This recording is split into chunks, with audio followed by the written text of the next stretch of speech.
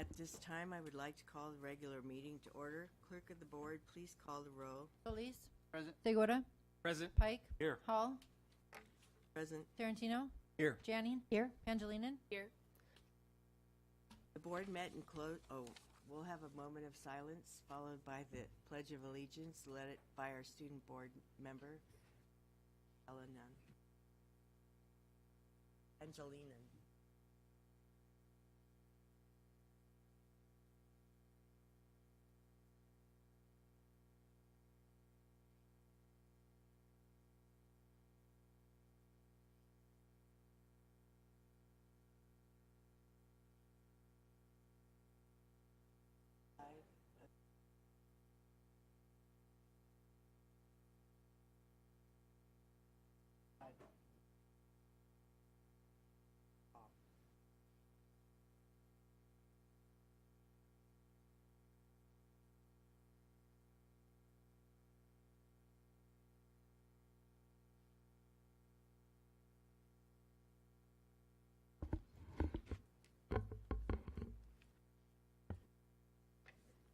The board met in closed session preceding this meeting to discuss the following issues. 1, public employee discipline, dismissal, release, reclassification, reassignment, resignation, transfer. Government Code Section 54957. Number 2, conference with legal counsel, existing litigation, paragraph 1 of subdivision D of Government Code Section 54956.9. 3, conference with legal counsel, anticipated litigation, paragraph 2 of subdivision D of Government Code Section 54956.9. Number 4, conference with labor negotiator, Government Code Section 54957.6. Number 5, public employee performance evaluation, Government Code Section 54957. The board took the following action. Moved by Solis, seconded by Segura, to approve the request for leave of absence for one certificated employee with a vote of Hall yes, Pike yes, Segura yes, Solis yes, Tarantino no. Moved by Tarantino, seconded by Pike, to approve the request for leave of absence for one certificated employee with a vote of Hall yes, Pike yes, Segura yes, Solis yes, Tarantino yes. Moved by Segura, seconded by Pike, to accept the advisory decision and approve the termination of one classified employee with a vote of Hall yes, Pike yes, Segura yes, Solis yes, Tarantino yes. Number 6, approve agenda. At this time, I will entertain a motion to approve the agenda for the September 10th, 2018 regular board meeting. Do I have a motion? So moved. A motion by Mr. Solis. Do I have a second? Second by Segura. Would you call for the vote, please? Solis. Yes. Segura. Yes. Pike. Yes. Hall. Yes. Tarantino. Yes. Motion passes 5-0. Thank you. So we are going to do our agenda with flexibility, I guess is what I recall for that, or does it matter? Because our guest for recognition isn't here yet, so we're going to wait, and I'll do that when it comes. So now we'll have an update from our superintendent, Dr. Janney. Thank you, Ms. Hall. Welcome, everybody. We are 2 weeks away from fall break. All right, time has flown by. Can't believe it. Well, September is School Safety Month, and it's also the theme for this month's September version of the Leadership Magazine. Picos and Manny Rubio have the very first article.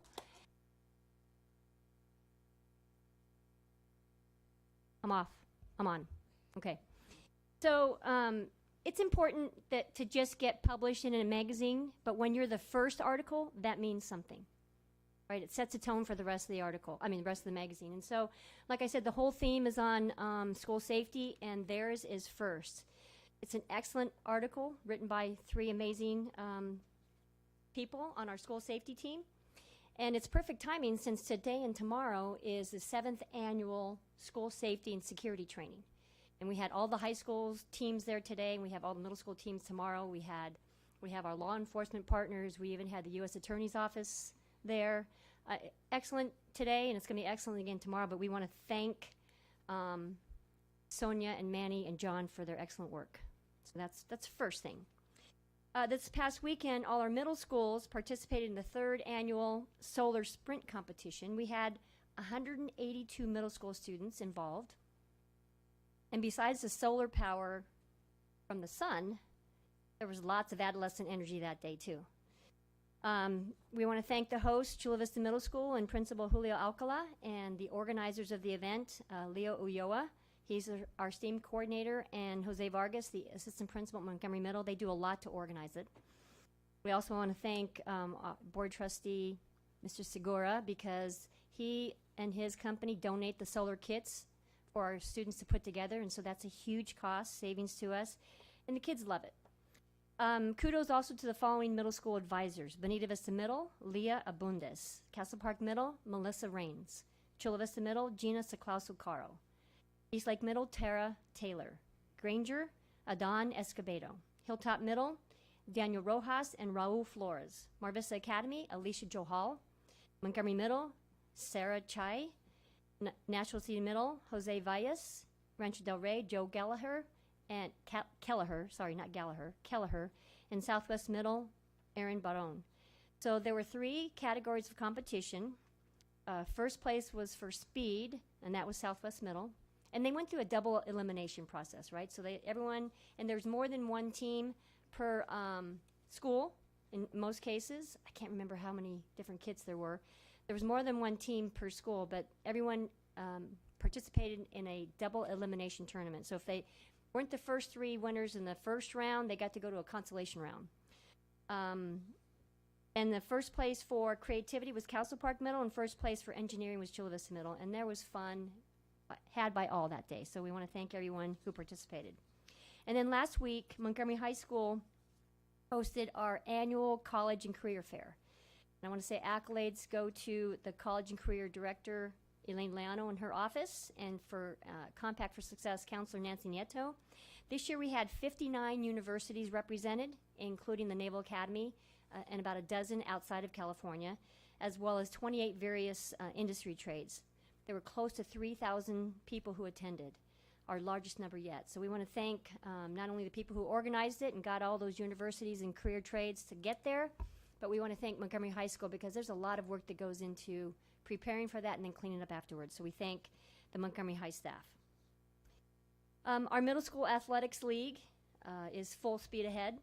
We have all of our middle schools and 8 schools from our feeder districts who participate in this league. This season, we have athletes participate in flag football, softball, baseball, cross country, cheer, first ever tennis tournament.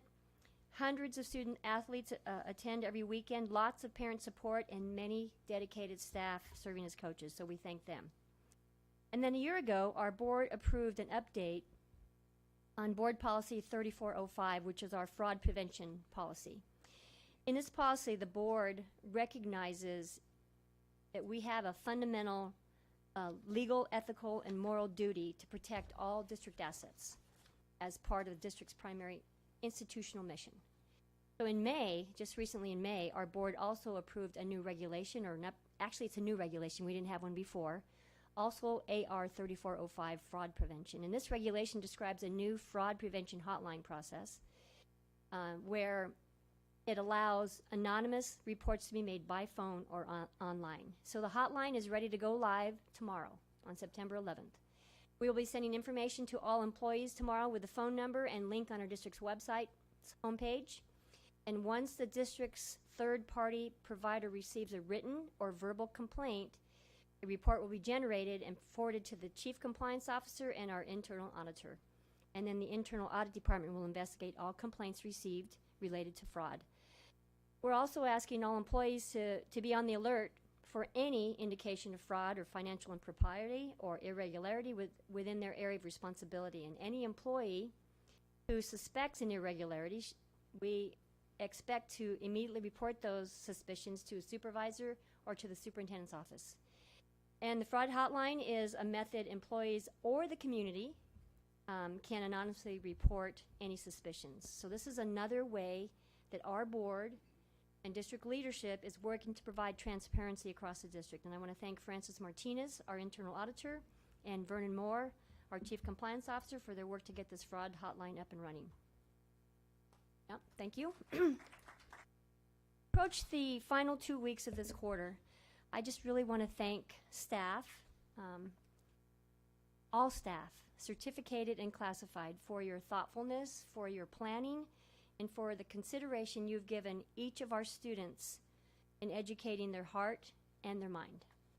And that you make concerted efforts to share and invite your colleagues' partnership as well, as look for ways to improve relationships with each other. And so I want to talk a little bit about partnerships and circles.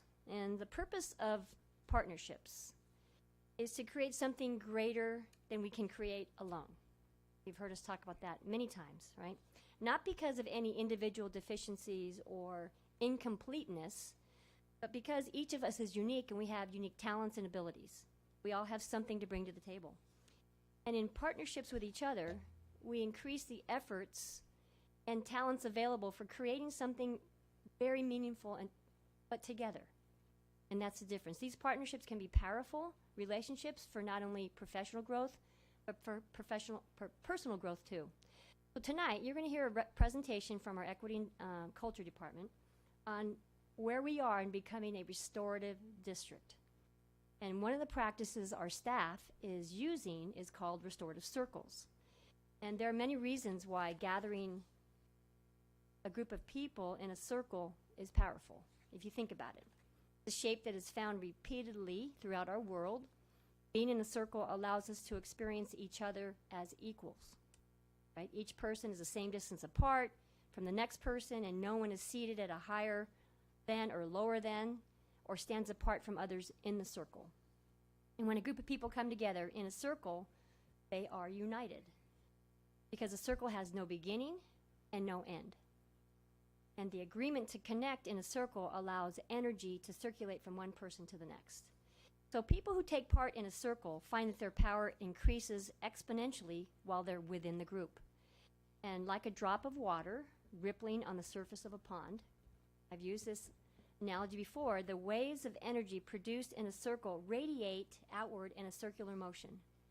A circle of people is kind of like a satellite dish that sends out energy. So there is power in numbers.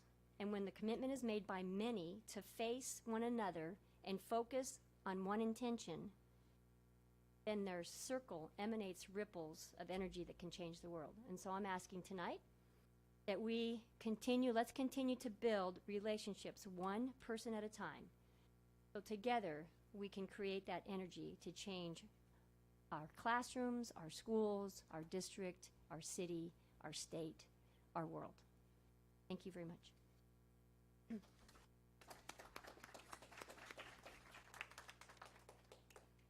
Really appreciate your words. And now we'll have a word from our student board member, Brenna. Brenna, because last name. Thank you. So, here we go. So, before I go into what my last President's Council meeting was about, I just kind of wanted to touch on the event that Dr. Jenny mentioned at Montgomery High School. So, my mom was actually a part of that event. She works for Southwestern College, and it was a really cool event. And events like that really do mean a lot to the students, because me especially from freshman year, all the counselors are asking you, what do you want to be? Where do you plan to go?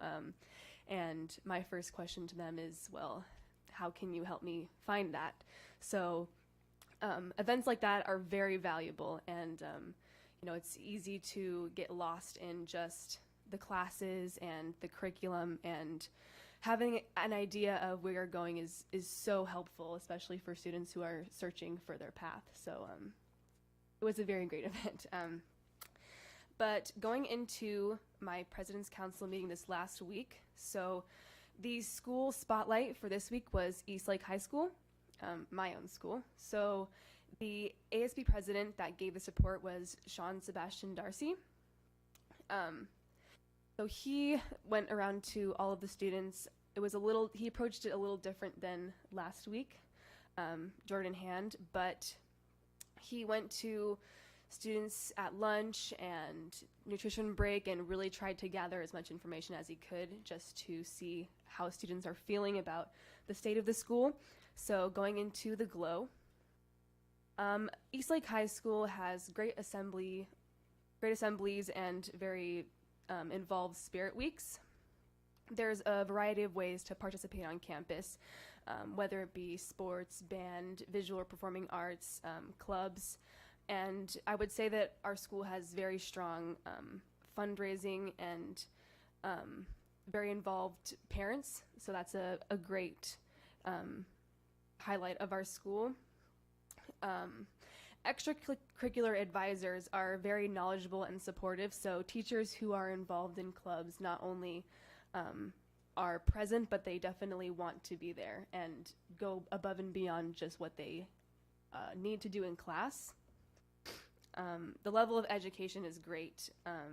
There are more than enough AP or advanced classes, but also enough just regular classes, so students don't really feel pressured if they don't want to take advanced classes. It's a very diverse and cultured campus. Going into some grows that the students had to say about Eastlake High School. So parking is definitely an issue at our school. Students get to school usually before 6:30. It's dark sometimes. Cleanliness, I would say this is definitely something that we're working on. Trash is all along our campus, so it's something that we're trying to fix, especially as an ASB. Just instilling a sense of pride in our school and not littering everywhere. It's definitely an issue. Technology, we all have, from freshmen to seniors, laptops, and a lot of students were saying that they are not put to effective use in many classes. So it's, in a lot of cases, just an extra weight. A lot of students were saying that it would be much better if there was an actual way to put the textbooks on the computer, because you end up hoping that they would replace textbooks, but in reality it's just an addition to weight to carry around. And then a lot of students were saying that shade, again, I mentioned before, but it's a pretty big issue at Eastlake High School. But overall, the state of Eastlake High School is strong. Academically, the student body is consistently thriving, and many students take pride in our athletics and VAPRA programs. So although it is one of the largest schools in the county with over, I think, about 3,000 students, it's very large, it still manages to be a home to every student that steps on campus. So it's a really great place to go to school. Then our meeting just went into general discussion, and we continued discussing how to promote attendance month, and we're going to hopefully advertise it to the student body and get social media involved so kids are aware of what's going on. And then something I kind of wanted to bring up was there is going to be an Olympian Fall Festival, and this was brought up at our council meeting, and I thought it was kind of cool because it's the first event that I've been aware of that is involving all of the students in the district. So they're inviting schools to Olympian High School for a fall festival, and I thought it was cool because in so many ways you kind of get caught up in your own school and you forget that you're a part of a larger district. So just this event is cool because we can think of ourselves as Sweetwater Union High School District instead of just Eastlake or Olympian or Bonita. So events like that can really bring us together and remind us that we're part of a larger district of students who are all working towards the same goal. So that was cool. Thank you. Thank you. Great report. Madam I President, we have one member of the public who wants to speak regarding her report. Okay. Right around for, Kathleen Cheers. A highlight of every board meeting I've attended in the last 10 years has been the student rep agenda item. I would like to offer a different perspective to last month's comment regarding dress code. We as parents expect, as part of education, assistance in helping us prepare our children for adulthood. If you notice, our trustees, superintendent, and every staff member here dress professionally. I too take time to reinvent myself every other Monday, as the real me has the potential to frighten. You don't see Miss Hall or Miss Carbuccia strutting Daisy Dukes or midriff tops. I retired from a Fortune 500 company. One day I was conducting an interview for a receptionist. I received a call from my secretary. The applicant was here. 10 minutes late. As I walked up to lead her to the interview room, being already miffed about the tardiness, there she sat in flip-flops, jeans, and a t-shirt. I looked at my secretary and nodded. She indicated, yes, this is her. I approached her and said, I'm sorry, but this interview is canceled. Not only are you late for the interview, but the manner in which you are dressed is inappropriate. As I turned to walk away, she followed me. I'm sorry, I took the bus and it was late, and I didn't know I was supposed to dress differently. How could you not know, I said. Because no one told me. So there it was. She was ill-prepared for the world of employment. I relented. She was rescheduled, and I hired her, and she ended up being one of the best employees I had. My youngest daughter taught English in South Korea for 2.5 years. In South Korea, teachers are highly respected, revered more than doctors, the real ones. What message is a student communicating to their teacher when they walk in sporting pajama bottoms that have Star Wars all over them? In South Korea, when a teacher passes a student, they bow their heads in respect. The parents and educators take seriously their roles. Parents expect high standards of their teachers and their children, and the teachers expect the same from the students and the parents. Students have no desire for their parents to learn of disrespectful behavior. I would respectfully request you share my comments with the other ASB advisors as food for thought. While the principal at OTI may think it's time to update the dress code, I'm more of the opinion Mr. Espinosa v. Slake, high perspective, should be observed. In closing, back in '67 as a student at Hilltop High, we had to wear dresses and skirts that touched the floor when you kneeled. If you were sent to the vice principal, and she was a real hag, if the hem did not touch the floor, you were given an option. Go home and change or rip out the hem. Dress codes are established for a reason. Nearly every employer has one today. For the record, on the weekends, we sported miniskirts. We invented them. And we were also the generation that invented burn the bra.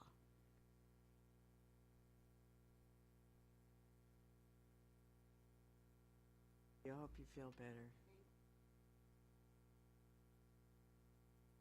All right, so now we will revisit item number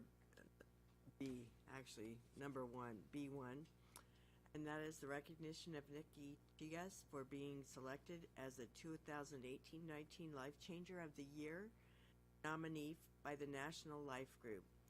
The board is very pleased to recognize a district teacher who has been selected as a 2018-19 Life Changer of the Year nominee by the National Life Group. The Life Changer of the Year program recognizes and rewards K through 12 school employees who make a positive difference in the lives of students. The teacher is currently on a special assignment in the Equity and Culture Department and feels it is a privilege to do the work she is doing. We are very proud to recognize Ms. Nikki Chigas for being a Life Changer of the Year nominee.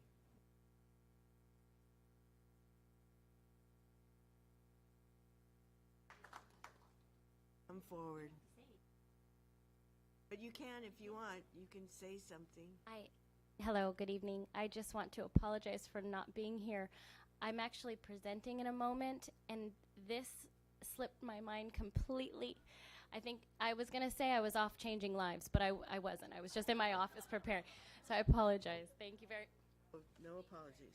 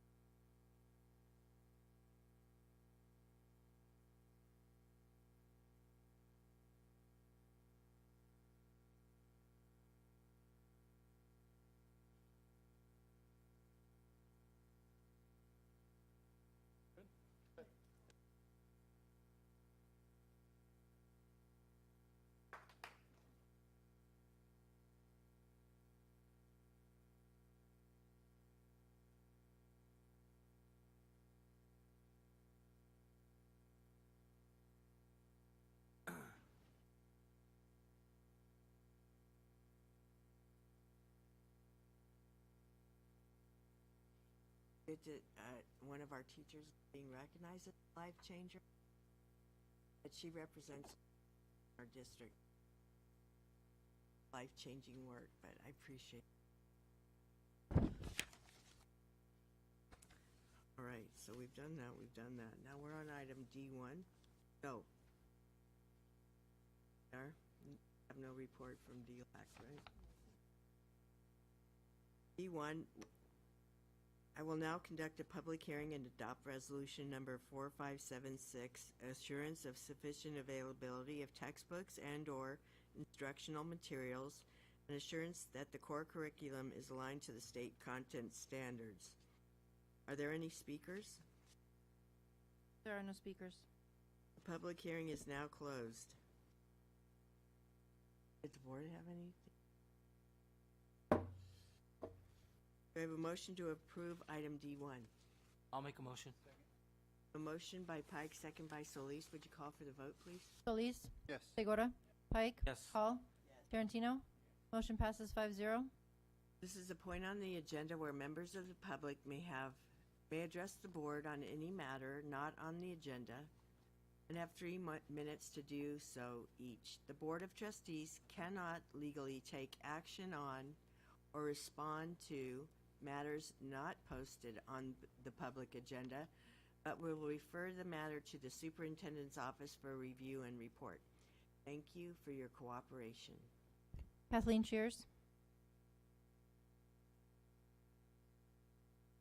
I would like to thank Ms. Adato and Mr. Payne for their comments at the last board meeting. We were able to do what I have for the last 3 years failed to do. Our board members publicly addressing an issue of major concern, receiving gifts of public funds. I would like to again remind the dais, you face us. You are now on camera. Being viewed by the community, you are sworn to oversee and protect. So when a trustee, Mr. Segura in this case, blatantly ignored Mr. Adato and Mr. Payne's comments, it was indeed a sad reminder of yesteryear. Only when 2 words were spoken by Payne was Trustee Segura's attention garnered. DA and grand jury. Has it come to this? Does this community need to face the reality we have returned to what we fought so hard to escape from? Ms. Hall, your reference of picking on Mr. Segura was a comrade looking out for another comrade. Speech is one of the nation's greatest protections. You also lectured the public of all trustees, of all that trustees do. Ms. Hall, with all due respect, perhaps you and other trustees have lost sight. You are serving as a trustee. You are supposed to be giving back to your community, paying it forward to future generations by serving. If this service is proving to be so much that it is interfering with one's priority, their JOB, it is time they step down. Upon review of tonight's agenda, I did not find this board's request, a request the taxpayers paid for via general counsel's salary, answered. The request was for the definition of hardship. With our ASB advisor, you with a straight face, board members, asked for this. A definition any 6th grader across the nation competing in the National Spelling Bee would have been able to answer for free. The answer to that request is expected to be heard and rendered in full view of the public at a board meeting. Each of you were voted in hopes of credibility being returned to the dais. 5 different voices and views with 5 perspectives. While we are not looking to see unprofessional behavior, we have grown tired of the going along to get along mentality. Example, Maddie, Fran, and Kevin O'Neill and I are friends. Yet never, ever have we sacrificed our opinions so as not to upset the other. And you know what? That is what we expect and respect about each other. To coin a phrase my husband came into our marriage using, and I thoroughly resented it at the time at the top of my lungs, let's agree to disagree. It used to infuriate the hell out of me when he'd say it. It is a mantra that should serve as one of your foundations. Thank you. Jose Lopez?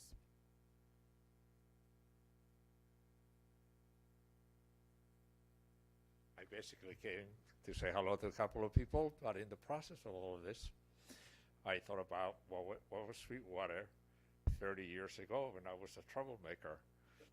I was a troublemaker, they used to say all the time, but I caused all the troubles. Supposedly, I always felt somewhat guilty.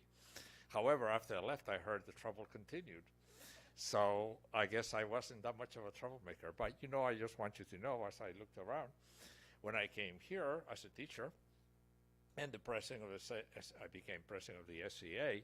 Even I was a troublemaker for some of SCA members. But anyway, there were no women principals. Mary Stroh, I recall, was the first woman to, I don't know if she sued the district. There were no, regardless of race, it was because of race, there were no administrators who were Mexican American women or men. Only men were principals.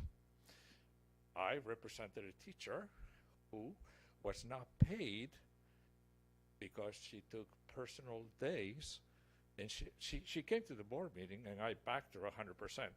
The union didn't back her, but I backed her, so I said, let's go to a board meeting, who gives, and she happened to be Jewish. We had probably 3 teachers in the district who were Jewish, and it was in Rosh Hashanah. I remember now very well, because we're now in Rosh Hashanah, and she said, she taught at Mar Vista, and she said, I don't want to lie. I want to take a personal day. And the contract said personal day. So she was asked by the principal, why are you taking the day off? She said, well, it's personal. And he said, well, you have to tell me why. She said, well, I'm Jewish. And so he denied the day, and we had to come before the board. And of course, we were that. A woman could not take sick days if she was pregnant. Right? Now that's the state law, and we had to fight that. Women coaches were paid less than men coaches. We have to fight for that. And I now can say I'm honored to be the only member of this community. I'm not a member of the community now, but I was for a long time, who was sued by the superintendent. And then the board subsequently gave me a plaque for having done what I did. But I heard it happened, the same thing happened after I left, the next superintendent. And after that, I think there was another superintendent. I read about this online on the newspaper. I live in Spain now.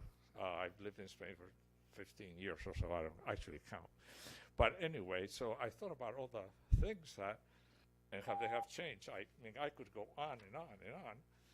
And I'm glad to see that some good things have happened. Anyway, that's all I have to say. Oh, yeah, one last thing. There is a person, I thought about this today. His name was Ernie Azócar. He was on the board. He was the first Mexican-American to get elected to the board. He probably didn't have a high school education. And I knew him very well. Eventually, I left the teaching profession, and I got to know him on a personal basis. And he was a hardship situation. I feel that he was very, very mistreated, and he fought for some of these issues that I mentioned now. And as far as I know, you have never done anything for Ernie, not even named a garbage pail after him. So I think you ought to examine what you could do in his memory, such as you did for Ruth Chapman. I think you remember, some of you remember Ruth Chapman. Please take that under consideration. Thank you very much. Stuart Payne.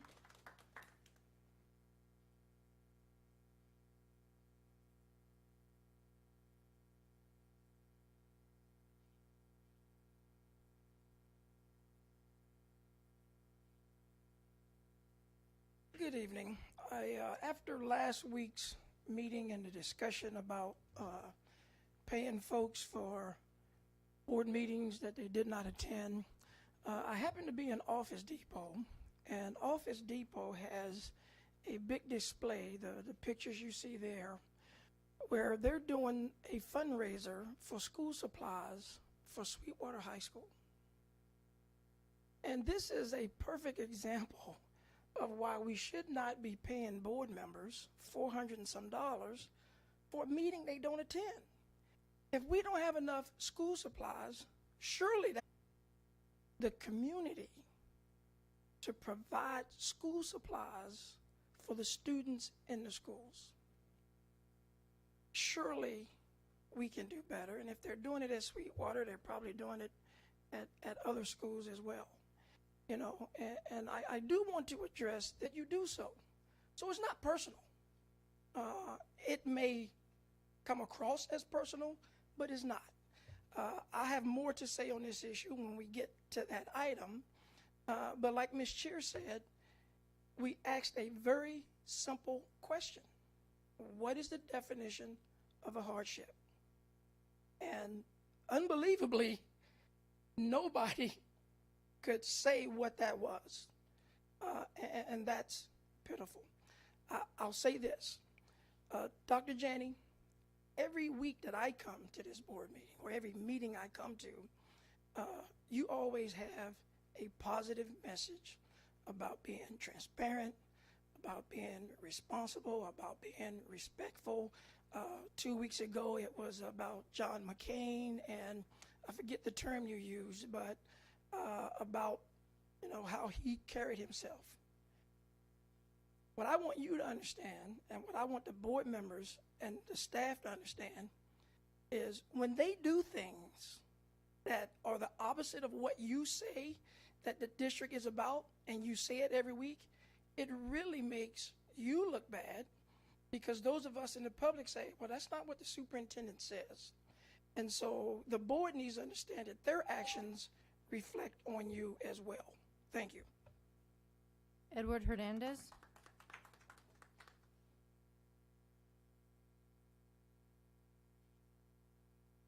I'm here on behalf of Chula Vista High School, and I'm here to talk about the football field and the track. We had another parent here a couple weeks ago when you guys were here, and I've been a volunteer parent for 4 years. I do everything that I can to help the students, the athletes, fundraising, things to help the school. But I'm kind of curious why the west side seems like we're being overlooked as far as the fields go. If you go to East Lake, Otay Ranch, Olympian, Bonita has Southwestern. I know they probably ain't coming over here to talk about their field. And then now you only have Hilltop, who looks like they got a double dose because they got kind of not done on the first round and then got paid to do it a second time since somebody couldn't finish the job. So I'm just kind of curious, what are the plans for Chula Vista High School? I mean, we have a school that's named after the city, and every other school that I've been to that the school's named after the city has a new field. Nice track, clean. They're trying to keep it clean. And, I don't know if you guys know, but in the first game against La Jolla Country Day, the officials didn't even want to start the game until they fixed all the potholes that were on the field. According to what I was told, it was probably around 20 holes. The last time that Mr. Ortega came and talked about this issue, I heard there was somebody out there looking at the field. And I think grass is great, but if nobody's going to maintain it or even try to make it look as pretty as the other fields,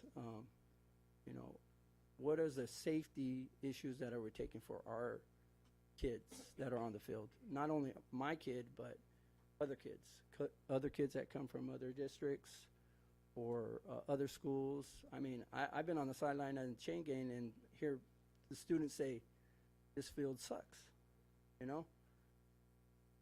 I'm, like I said, I've been volunteering for 4 years. I'm here to find out, what can I do?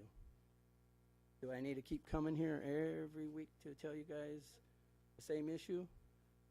I mean, I want at least an answer or something. What can I do to help out? Do I need to go out there and dig a hole and help put the turf, if that's the case?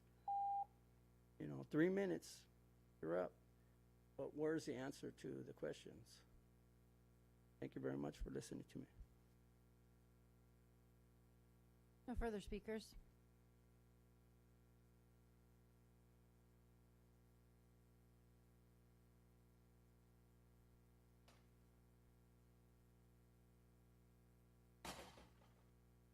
Clerk of the Board, will you please read the items being pulled from the consent? Yes, I have one revision on Board Agenda Item G3. The funding source is being revised to Title III, Resource Code 4203. The item will be updated after approval. The following items are pulled. F1 by Mrs. Hall, F3 by Mr. Tarantino, F4 by Mrs. Hall and Mr. Tarantino, G1 by Mr. Segura, G2 by Mrs. Hall and Mr. Tarantino, H2 by Mr. Tarantino and staff, H3 by Mr. Tarantino and staff, H4 by Mrs. Hall and Mr. Segura, K1, page 3 only by Mr. Tarantino, K3 by the public, K4 by Mr. Tarantino, M1 by Mr. Pike and the public, N1 by Mrs. Hall, and P1 by Mr. Segura, Mr. Tarantino, and the public.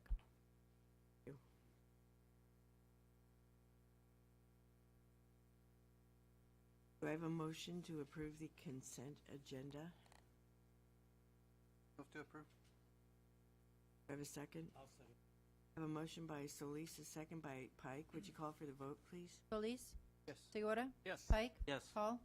Tarantino? Yes. Motion passes 5-0. All right, so item F1. I pulled this item, it's on the minutes, because we're getting minutes from 2016. It's right now September 10th, 2018. We're having minutes introduced from May of 2006. And the fall of 4 years worth of minutes from the facilities subcommittee. And I think it's problematic to have, because the subcommittees of the board, I thought were supposed to be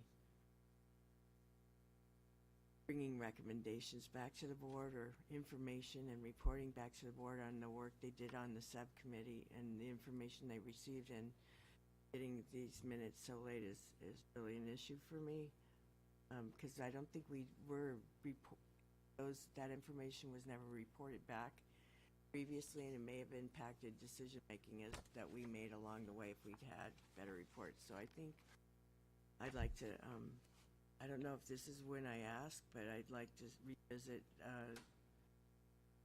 for our organization meeting whether or not we have a subcommittee for the facilities, a board facilities subcommittee going forward. I think the information, especially around facilities and what's going on in facilities, needs to be shared with all of us together and not to a subcommittee probably. So because of that, that's why I pulled the item. Oh. So do I have is there any discussion? I'll just say I will take responsibility for that. There was a department change in that department, and minutes were being taken from the meetings.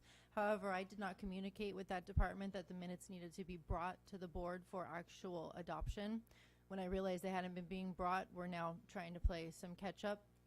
So, thank you for that, but I think the chair of the committee should have been responsible to make sure that they reported back to the board. That's my feeling. But I appreciate your offering that. And I don't think there's a discussion we're not going to have. I just wanted to make the point. So I don't, I appreciate your wanting to take responsibility, but I think I think that's one of the points of having a board subcommittee where board members serve, that the board members come back to the board and share the information. Thank you. That's all. So do I have a motion to approve item F1? So move. I have a motion by Solis and a second by Pike. Segura, would you call for the vote, please? Solis? Yes. Segura? Yes. Pike? Hall? Yes. Tarantino? Yes. Motion passes 5-0. Item F3 pulled by Mr. Tarantino.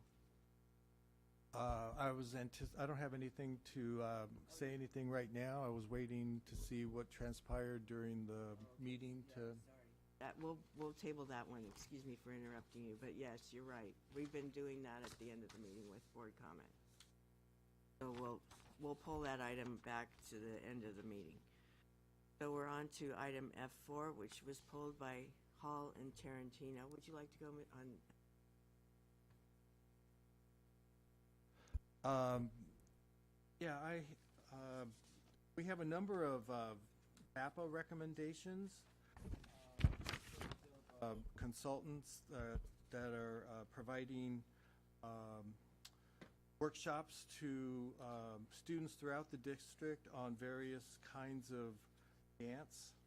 And I guess my question is, what kind of oversight is there for monitoring Booster Club involvement in these programs? Because I know that we've worked on monitoring for athletic programs through the Booster Clubs, but there are a number of, if you look on websites of schools, there are a number of these, and I don't know if it's the same dance. I'm not familiar with all the different, just like I wasn't familiar that there were 50,000 different kinds of cheerleading. I don't know what kinds of dance there are, but I know that some of the dance groups are conducting fundraising, and yet we have these kinds of workshops that revolve around hip-hop, rhythm, jazz, musical theater, modern dance, and so I know that booster clubs are supporting these activities as well. What kind of oversight are we ensuring that things are being done according to the new policy that was just brought out? That's all. You want to start? And then I'll fill in what I was going to say. Thank you. Good evening. Good evening, board members, Dr. Janney. The current consultant agreements that are in here are for teachers and students across the district to be taught by professionals in those specific genres. These consultant agreements are paid through district funds, and we manage that through the Visual and Performing Arts Department.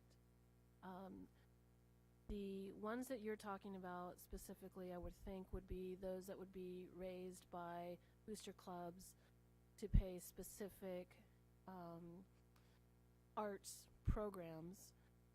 So, for example, about 2 months ago, there was a consultant agreement that was brought forward by Olympian High School for a director for their flags program, part of the marching band program.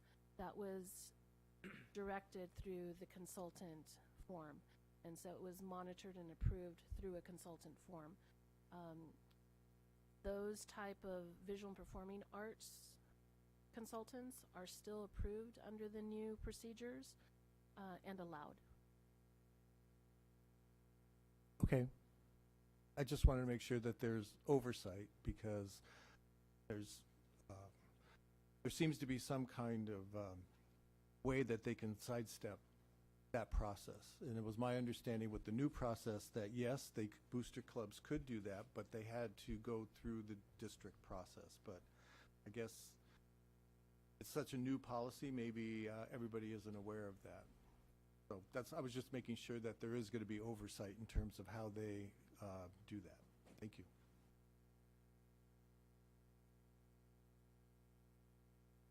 Any other? I pulled this item because of the last item on the list, Rachel's Challenge.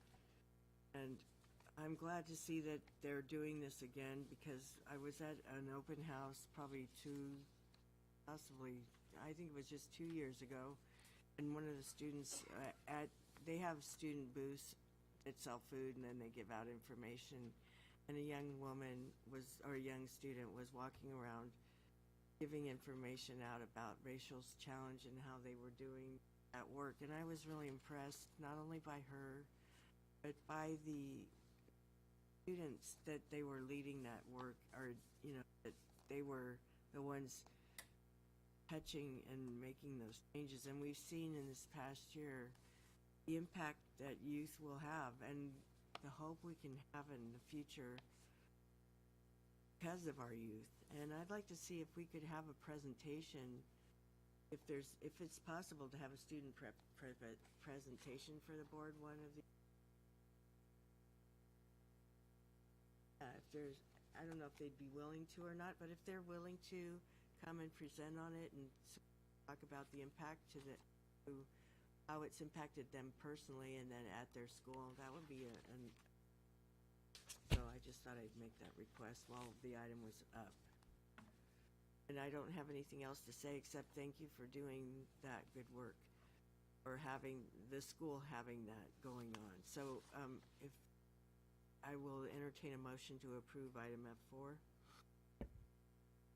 So moved. A motion by, I have a motion by Solis. Do I have a second? Second by Pike. Would you call for the vote, please? Solis? Yes. Segura? Pike? Hall? Yes. Tarantino? Yes. Motion passes 5-0. Thank you. Item G1 was pulled by Mr. Segura.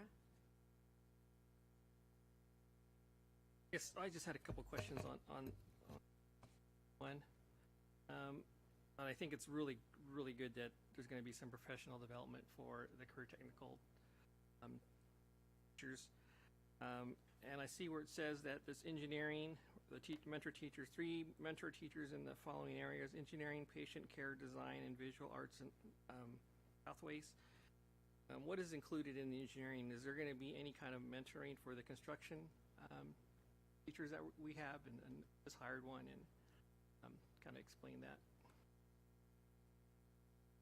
So this is a new grant that used to be only awarded to adult education programs, and in the past we've actually applied for it as a district, but we haven't received it for the adult education. However, we recently became a recipient for the secondary component, and it does include training for the engineering, the patient care, and then it's the arts, media, and entertainment field. We will have 3 mentors, one for each of those areas. All 3 are long-time district employees that have not only classroom instruction experience, but also in the field experience. I need to double check on that question about the engineering and the construction component, and I will get back to you because I do not have that specific response available. Yeah, thank you. And I didn't mean to try to catch you on that. I was just No when worries. But when I saw that, I was like, oh, that is great. So if it doesn't, glad we were able to receive this grant, but just. But may I add something? Yes. With the new teacher that we do have at San Ysidro High School, we have brought in a mentor from out of state to help provide some additional training through the program that we purchased for the construction technology course. So there is on-site training that we are providing that particular teacher. Thank you. Thank you. So if we also have, so if we have another teacher that's doing construction in, industry program instruction at schools, would they be able to access that training as well? I think we do have at Castle Park. Yes, we have correct? at Castle Park, and Miss Elaine Liano is working with Mr. Gamez to get support in that area. So there will be So training. they're working to give him support, but I mean, So that he can access the curriculum. Okay. So I'm yeah, 'cause not I sure think they when should that be on the person same is page. coming, but they will also have, because it's also an online curriculum that's Oh, okay. available, and so we'll be giving him that access to the curriculum. Thank you. You're welcome. So if there's no other questions, I'll entertain a motion for G1. I'll make that motion to accept or approve, or whatever the case may be. Second. I have a motion by Segura, second by Solis. Call for the vote, please. Solis? Yes. Segura? Yes. Pike? Hall? Tarantino? Yes. Motion passes 5-0. 2 was pulled by me. Tarantino. Danny keeps me on top of things. She always has to pull me, leave something out. It's good. She sits right next to me. So I pulled it because this is the one on where they're doing some scientific research type and professional development. And in that, they're studying students, and it seems to me they're going to be kind of really monitoring this. Well, students will have access to phones, and they'll be responding to surveys and things like that. So before we decided to do this, did we talk to parents at all about how this could, be about this program, about possibly students being involved in it and what that meant, so that we could get a little bit of insight from parents on how they might feel about it before we brought it forward? Ms. Alvarez? Good evening again. So we met with teachers and some administrators. We have not spoken to parents yet. This is an active participation survey and active participation research, meaning that parents and students have to opt into the program. And so before any student or any research would occur on students, we would actually hold a pre-meeting with parents, an informational meeting, so that they would receive the information. They would understand the components. And basically what this program is doing professional development for science teachers. We would have a control group, and then we would have a group that would be participating, and then those would flip the subsequent years. We have all schools can participate. Mar Vista High School was left off because at that time they hadn't agreed to it, but they can be included. Everyone in the district can be included. It just wouldn't be at the same time. It would be on off years. Teachers receive professional development based on project-based learning, based on the new next generation science standards. And so as the teachers are receiving the treatment, the training, students who would be approved by their parents would be able to give feedback on what is happening in the classroom. What is the engagement like? Are they understanding the concepts more easily in a project-based manner than if they would in direct instruction or small group instruction or inquiry-based instruction? So, but all of this would be prefaced by the approval from parents before anything would begin. Could you just expand a little more about the phone piece? Because I know it's not a typical phone. Right. So there is a component where we have two options. They would give students who parents have given permission to participate. They would give them a phone where it could only be used during certain times to answer a questionnaire. It would not have access really to make phone calls or to be used outside a certain time frame. Because of our concerns of interrupting class, they are going to be using an online survey conducted in class during class time only. So we do have the option to use the phones if we feel that we can manage that, but we didn't want it to become a disruptive issue. So they can use their laptops, which all students have.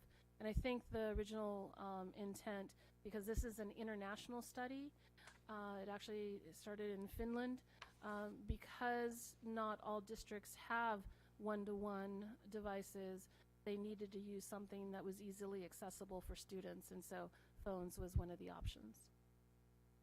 Thank you. Mr. Tarantino? Thank you, President Hall.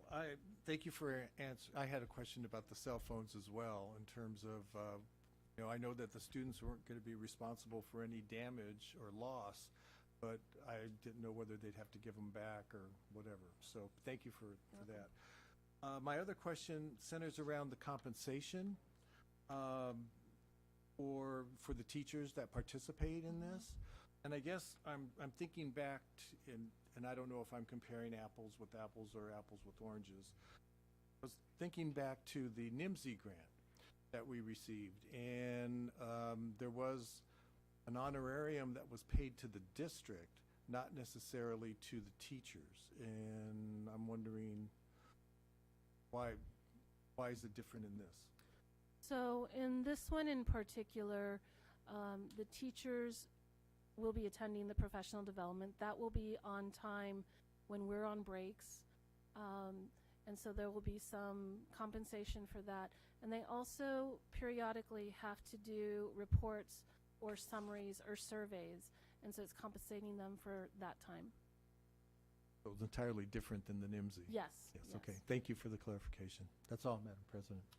Okay, so I have a follow-up question then on that, because the fiscal impact says none, and when a teacher's attending something on outside their regular work year, we compensate them for that. So the grant covers the compensation completely. So they're going to pay the teachers directly. Yes. Because I was actually curious about that, and I think there was another item that in here about compensation, similar manner, and I was thinking back to the whole thing with NIMSY. So I guess I'd like to have more clarification And we, board how that works and how we. so 3 of the days occur when we are on the holiday, or they occur where we would potentially cover a sub. So there is a cost to the district. But the district would be not paying for the sub. The grant pays for the sub. The grant gives us the money for the subs. So we would be reimbursed for that? We would have to bill the grant for that Yes. amount? All right, all right, if there's no other questions, I'll entertain a motion for item G2. Is that right, G? I'll make a motion to approve G2. A motion, do I have a second? I'll second. I have a motion by Segura, second by Pike. Would you call for the vote, please? Solis? Yes. Segura? Yes. Pike? Yes. Hall? Yes. Sorrentino? Yes. Motion passes 5-0. So now we're down to H2. We have an asterisk. So what does that mean? We have a presentation. Have a report is what that means. Presentation, thank you. Dr. Fulcher, welcome. Thank you. Well, it's good to be here tonight, and joining me for the presentation, as you can see, we'll be talking about restorative practices. I have the Equity Culture and Support team, Dr. Mariana Gomez, Mrs. Lauren McClellan, who's there, and you heard and saw and met Nikki earlier, who is the nominee that you talked and featured earlier this evening. We also have our newest member of the equity team in the audience. She will be joining us after fall break. Her name is Lan Nguyen, and she's currently teaching science at Olympian High School. So we're eagerly awaiting Lan's arrival. We'll also be introducing some of our school partners. As you know, we have the pilot currently at 6 schools in our district. Our 2 newest schools are Hilltop Middle and High. We've been at Chula Middle and High for the past 2 years, and at the Southwest schools as well. What we want to do is give you an update on our work around restorative practices. We're going into our 3rd year, and we have a lot we want to talk about. And also, we'll be asking you to make some decisions about what we think we want to do for the future of this program. What I'd like to kind of give you a heads up about is that we'll be starting by just establishing the context and giving you some philosophical underpinnings, some foundational points to kind of hang your hat on.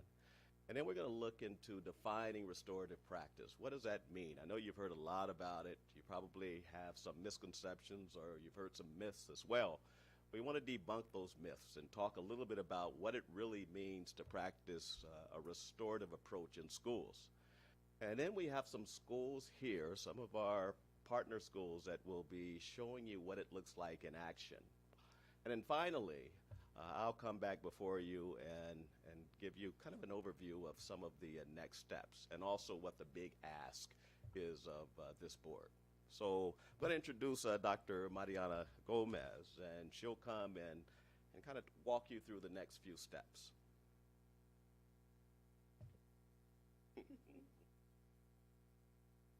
Good evening, board members, Dr. Janney, and community members. Very good to be here tonight. Before I get started, restorative practices is so rooted in indigenous wisdom that I just want to take a second to acknowledge that we're meeting on indigenous land. Before we talk about the philosophy, I want to talk a little bit about the context around restorative practices at Sweetwater. And I want to say that it's so connected and so in line with many of our frameworks and initiatives. And I just wanted to highlight 3 before I talk about the philosophy. The first is our mission statement and beliefs. And as a department, we've been visiting our mission statement, our district mission statement, and our beliefs. And I wanted to explicitly share how restorative practices is so connected to the beliefs. And that a part of that is assisting with developing a welcoming community that is inclusive, equitable, and promotes positive academic, social, and emotional well-being. I wrote the beliefs down because I didn't want to forget them. It helps with strengthening relationships and collaboration. It helps to support the value of community voice in decision-making through fair process. And when implemented consistently, RP can nurture a culture of trust based on integrity and transparency. It's also very aligned to our LCAP. In most of our presentations in our department, we constantly highlight our LCAP, especially Goal 2, creating a safe and healthy learning environment for each student by building a culture of equity and a positive climate that lead to excellence in our district. Developing a positive culture and climate is the foundation of restorative practices. But also, if we're going to build a culture of equity, we have to be open to having conversations that address punitive and exclusionary practices that ultimately lead to student disengagement. And I think that restorative practices sets the foundation for that. I also want to highlight the essential elements of effective first instruction, because social emotional learning and classroom culture is one of the elements of our essential elements of quality first instruction. And restorative practices explicitly teaches the 5 competencies of SEL. And those include self-awareness, self-management, social awareness, responsible decision-making, and relationship skills, along with setting a foundation for culture and climate.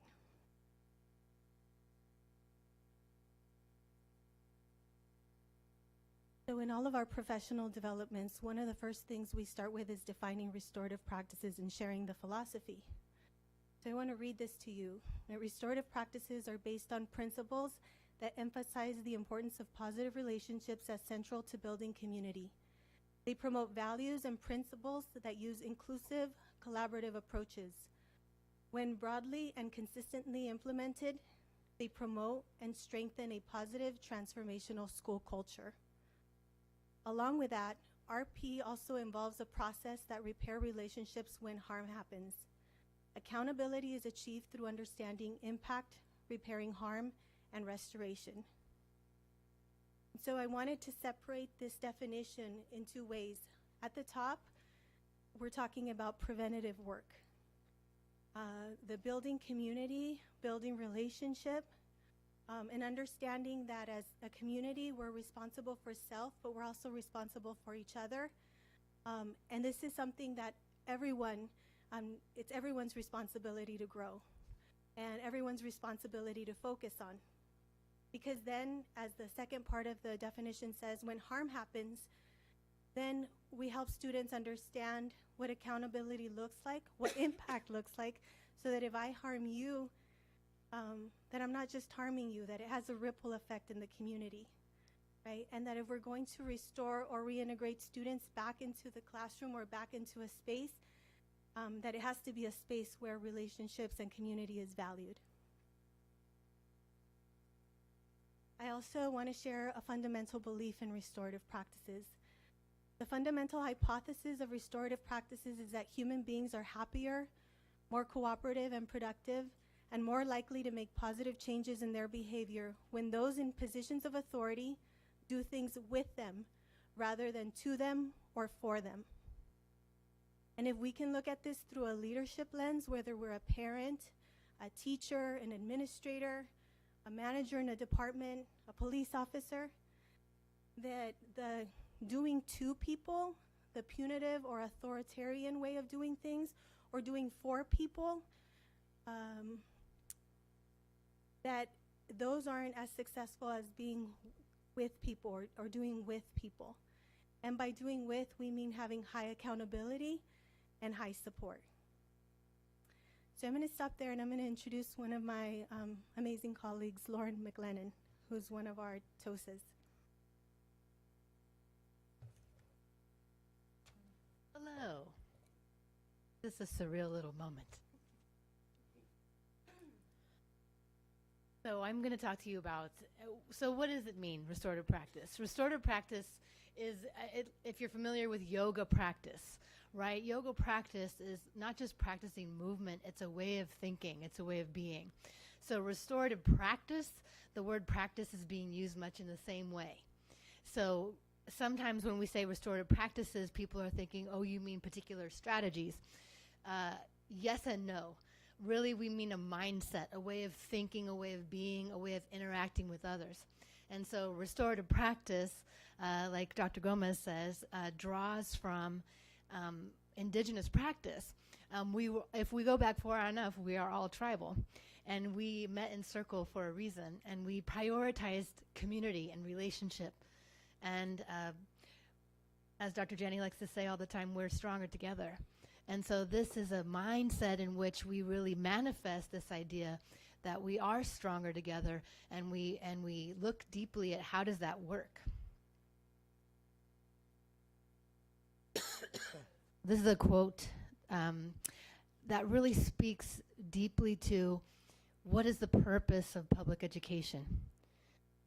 And so part of restorative practice is about building in our school sites, in our offices, in all of our spaces across the district, building the kind of community, the society that we want to live in. Built on democratic ideals, acknowledging each other as equals, treating each other as valuable, and prioritizing relationship above rules. Not that rules are not important, but relationships are more so. And we're talking about building emotionally and physically safe environments, not just because it's good for the human heart, which it is, it's good for the human brain. We know through brain science that students cannot learn in a space where they do not feel emotionally safe. So we have to create these spaces of emotional safety so that learning can actually happen. So why? Why should we do this? Why should we declare ourselves a restorative district? Several of these bullet points have to do with the second part of the definition Dr. Gomez was talking about when there is harm. I also want to emphasize to you, though, it's really all about the prevention of harm. And restorative practice is a very deliberate way of building connections between people so that we don't desire to harm each other. And when it does happen, because conflict is perfectly natural, we build the skills of conflict resolution and reparation of harm so that we can maintain community and maintain relationships even when conflict is present. To be very practical, we know that students have academic difficulties. We know that sometimes they don't come to school for any number of reasons. They act out. Many of our students are struggling with trauma. And our answer has to be something better than go out. Go out there and do something about that, and we'll see you when you come back. We need to build within all of our spaces across Sweetwater Union High School District, all these spaces where we take care of our own. We take care of each other. We have the skills and the competency to take care of our kids and our staff in a way that nurtures them and promotes their personal growth. These are some examples of some types of restorative practices. Many of these are what we would call Tier 2 interventions. Again, I want to emphasize to you that the universal application of restorative mindset for each and every in our system is really what's most important, so that we can focus on the prevention of harm. But when harm does occur, we have many answers for how to deal with that. One answer might be restorative justice conferencing. Another answer might be teen court. Another answer might be specific circles around specific issues. Another answer might be resolution programs that we have with our community partners. Another answer might be peer mediation. We have many answers of how it is that we're going to take care of our own when harm occurs. And now it's my honor to introduce to you the life changer herself, Ms. Nikki Chigas. Thank you. Hello again. So how is this working? What have we been doing? So the goal of restorative practices, this is restorative practices in action, to develop community, build relationships, and manage conflict and tensions by repairing harm and restoring relationships. So as Dr. Fulcher has mentioned, we have 6 pilot schools now. Each of the sites has a restorative specialist who is trained and experienced in restorative practices and restorative justice and can support the school sites with their pilot school plan. You'll hear from 2 of the representatives that we have, 2 of the restorative specialists that we have. They're with us tonight. In addition to the work that is being done at the pilot schools, we offer site-based and district professional development. And we've had hundreds of Sweetwater educators, including administrators, teachers, counselors, campus assistants, other classified folks that have attended the trainings that we've had in restorative practices over the last few years. We're able to continue this work at the pilot schools and beyond through the development of a restorative collaborative.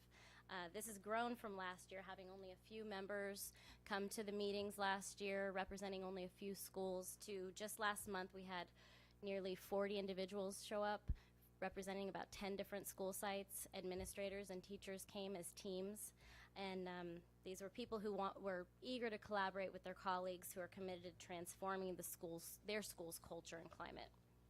We also offer professional development through our community partners, such as the trainings that Dr. Ernie Mendez provides during pre-service days, mediation services through the National Conflict Resolution Center, and that's mostly for staff, professional development for management through the National Equity Project, and Teen Court, which functions through the partnership with South Bay Community Services and our local police departments. Additionally, we have worked closely with the Tariq Kamisa Foundation.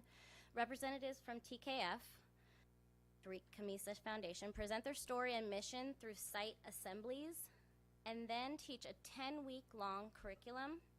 This is a course of restorative and social emotional curriculum to the students at the sites. We're looking forward to building capacity within our schools by sending teams to the TKF training of trainers so that sites can continue this curriculum year after year. We're also looking forward to TKF parent trainings that'll begin next semester. To determine the effectiveness of and the need for these programs and practices, site-based culture and climate committees are being formed at each school site to help collect and analyze data and plan for next steps. So I'm going to turn this over to my colleagues to talk a little bit about what's going on at the school sites specifically.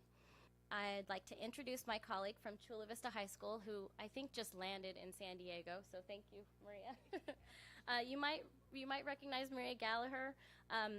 She was one of Sweetwater's most recent Teachers of the Year. She will present some of the work that she has been involved in at her site, Chula Vista High School.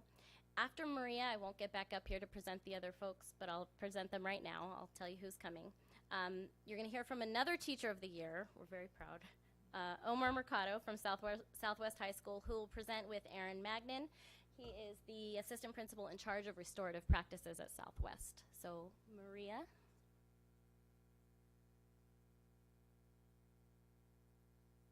Hello, everybody. So I'm a teacher at Chula Vista High School, and I want to show you some restorative practices in action. The first picture on your left is a parent circle. So right after the school shootings, their parents were really upset, and they were calling the school, and they wanted to know what were we going to do. but really they just wanted a voice. And we had a large parent circle, and we went over the guidelines, and everyone got to express their voice. And the tension went from up here, and it just came down. And it was an example of how we resolve conflict and how we allow everyone to have a voice, including students. And the picture on the right were students discussing solutions for our community and our school. And it led to clubs being formed because students were so inspired. For once, they had a voice. And one of the most exciting things we're doing at Chula Vista High School is starting one of the first site-based teen courts. So we have a teen court here at the district where students are referred by the police, but at Chula Vista High School, we have students referred by the assistant principals when they get a referral or they might be suspended for whatever reason. If the student admits guilt and wants to agree, promises to abide by the agreement that their peers give, then they won't be suspended and their record will be clean. It's a peer-to-peer model addressing disciplinary infractions. It's voluntary participation. And it also provides leadership development. And the data shows the outcomes are excellent. Something like 98% success rate in counties that have implemented this.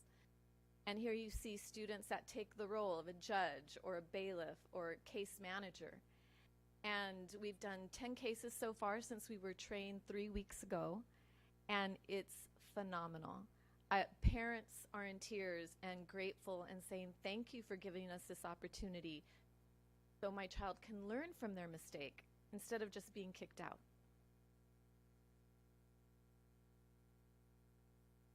And another exciting thing is we're building capacity. When we were trained, it was a 3-day training. The students take 3 days of training and then they get tested so they could be teen jurors. The middle school, Pete Wilson, the specialist from Chula Vista Middle, brought his students and were trained along with Chula Vista High School students. So when they come over to Chula Vista High School, it'll just be a very smooth transition. And one of the quotes that I'd like to read is, teen court empowers young people to take responsibility for their actions and the actions of their peers. So it's not only the APs just punishing students. Now peers are taking responsibility, and it's a positive peer pressure. That is an incredible sight to see. Thank you.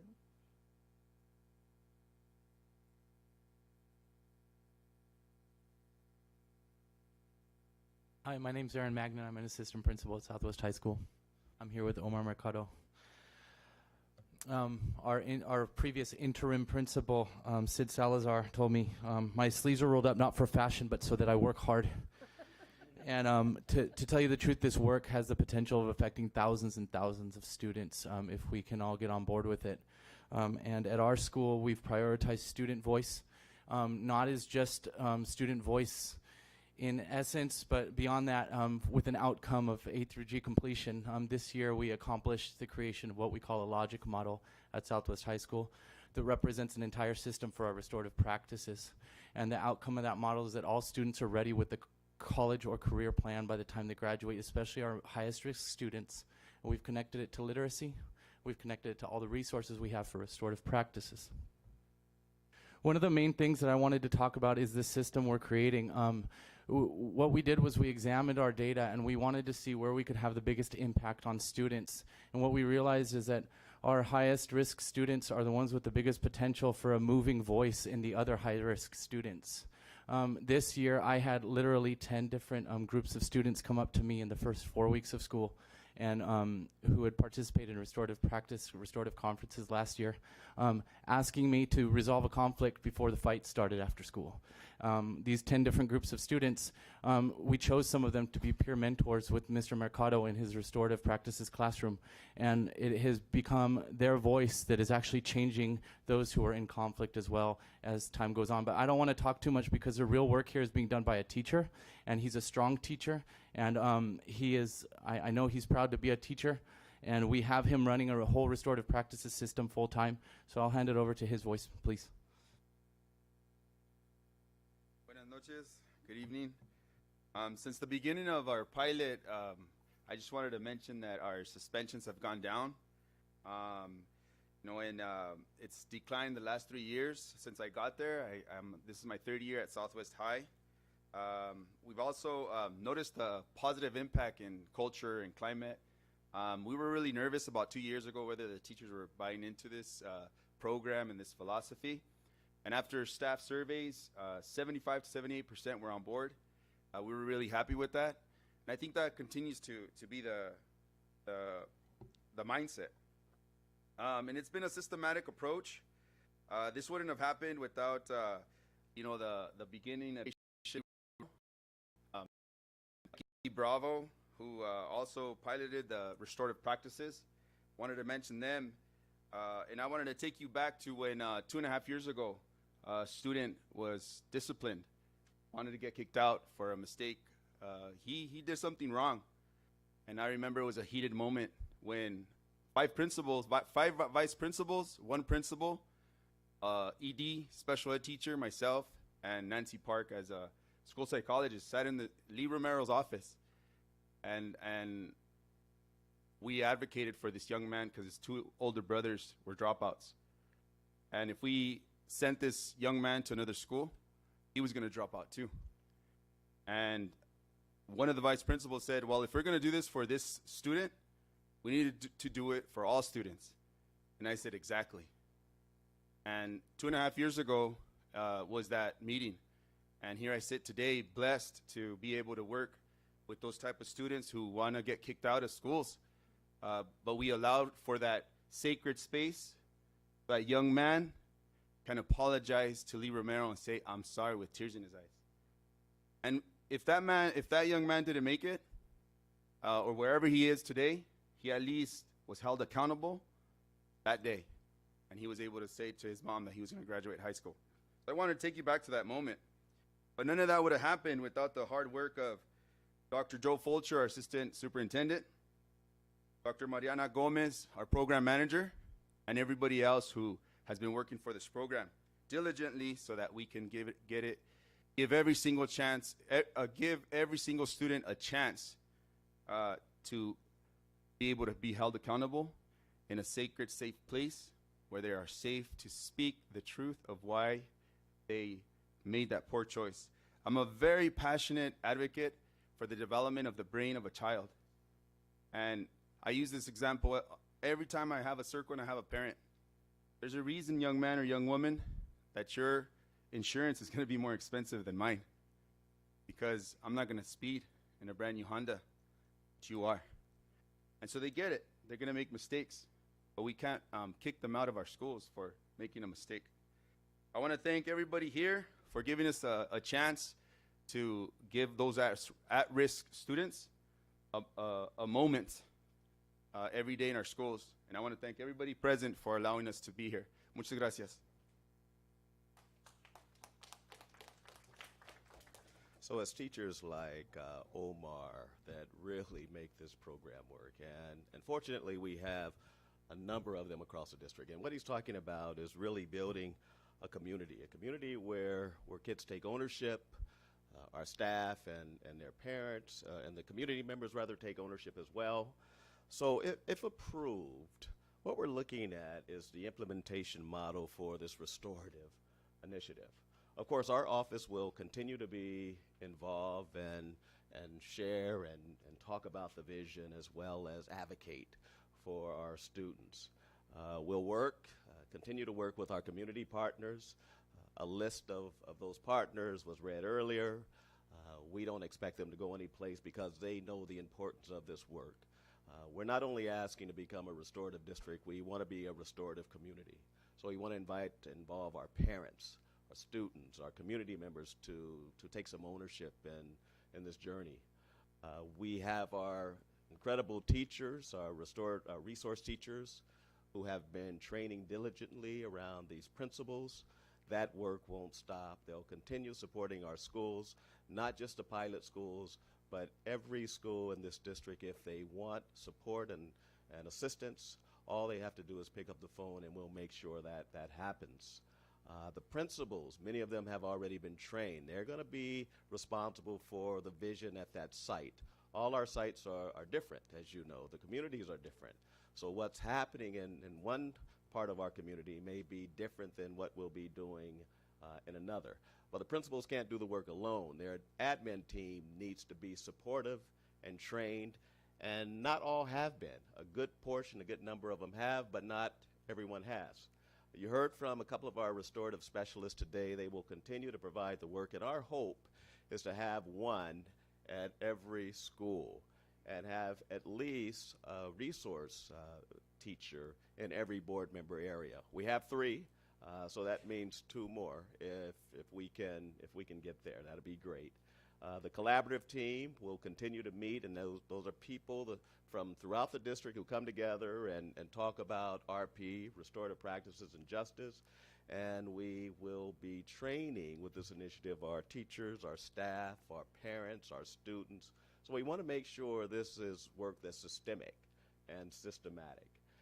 If we are to become restorative, here are some key phrases and words that I think are important. We're supportive. We're building a community. There's a culture of mutual respect. We're focusing on inappropriate behavior or not inappropriate students. We're looking at district-wide training. We want to continue that.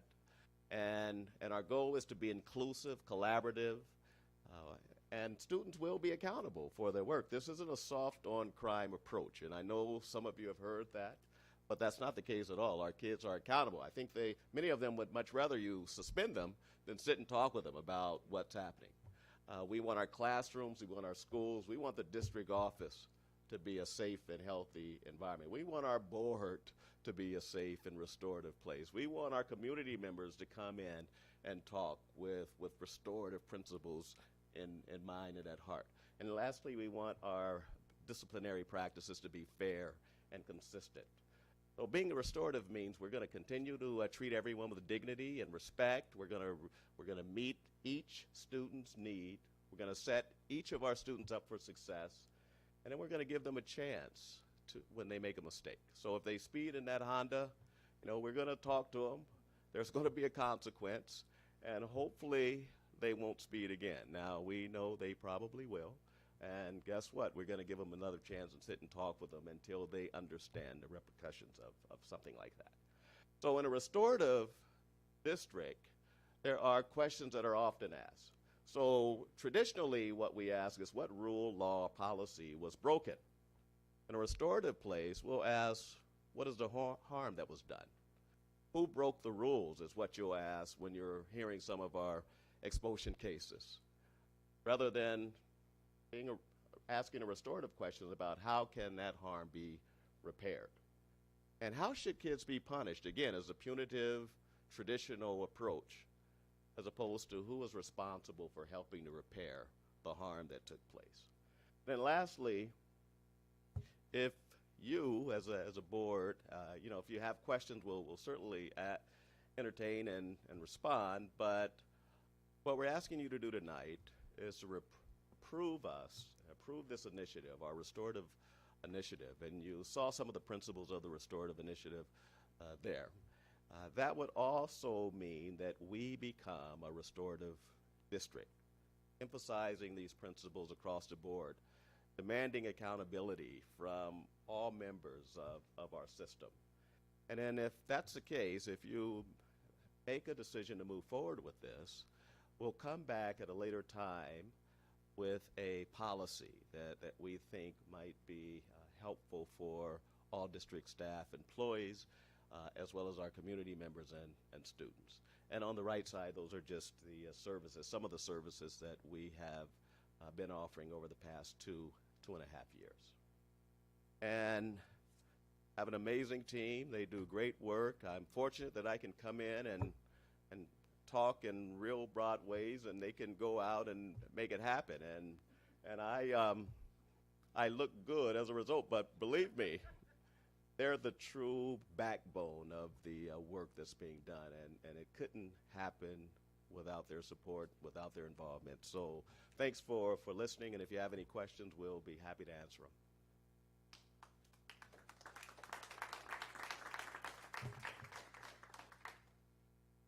Thank you, everyone. Fantastic work, and I'm sure that there's going to be more questions or comments, but I'm going to let Mr. Tarantino start us off because he actually marked it, all the item. So I'll let him begin, but I'm going to open it up to all the board who may want to make a comment.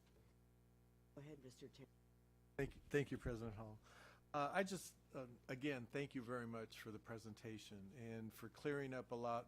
Dr. Fulcher mentioned a lot of misconceptions that are out there about what restorative practices is, what the initiative is, and what it isn't. So thank you for clarifying what it is and exactly what it isn't. Not a free pass as a lot of people think it is. And I had one question, and that is, for the schools that are not in the pilots and have moved forward with what I would say implementation in quotes, without participating in the entire training provided to the pilot school, what oversight or accountability and support is being provided to ensure that what they are implementing is in accordance with the best practices underway in the pilot schools? I'll start, and certainly any team member can come give me an assist on this if they want.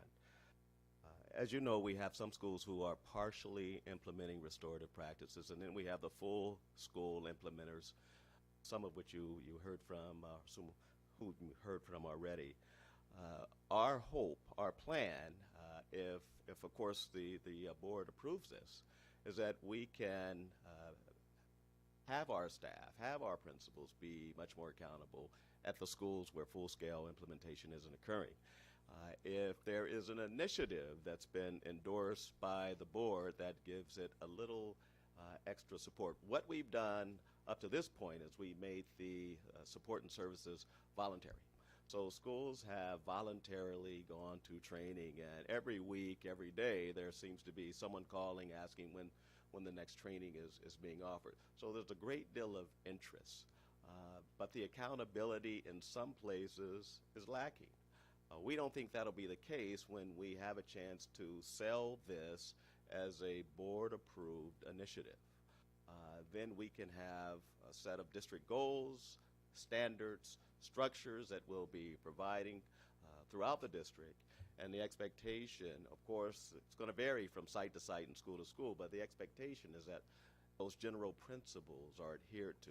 Now, I have to tell you that most schools, even though they may be partial implementers, are doing a pretty good job of making this a priority at their site and implementing the practices.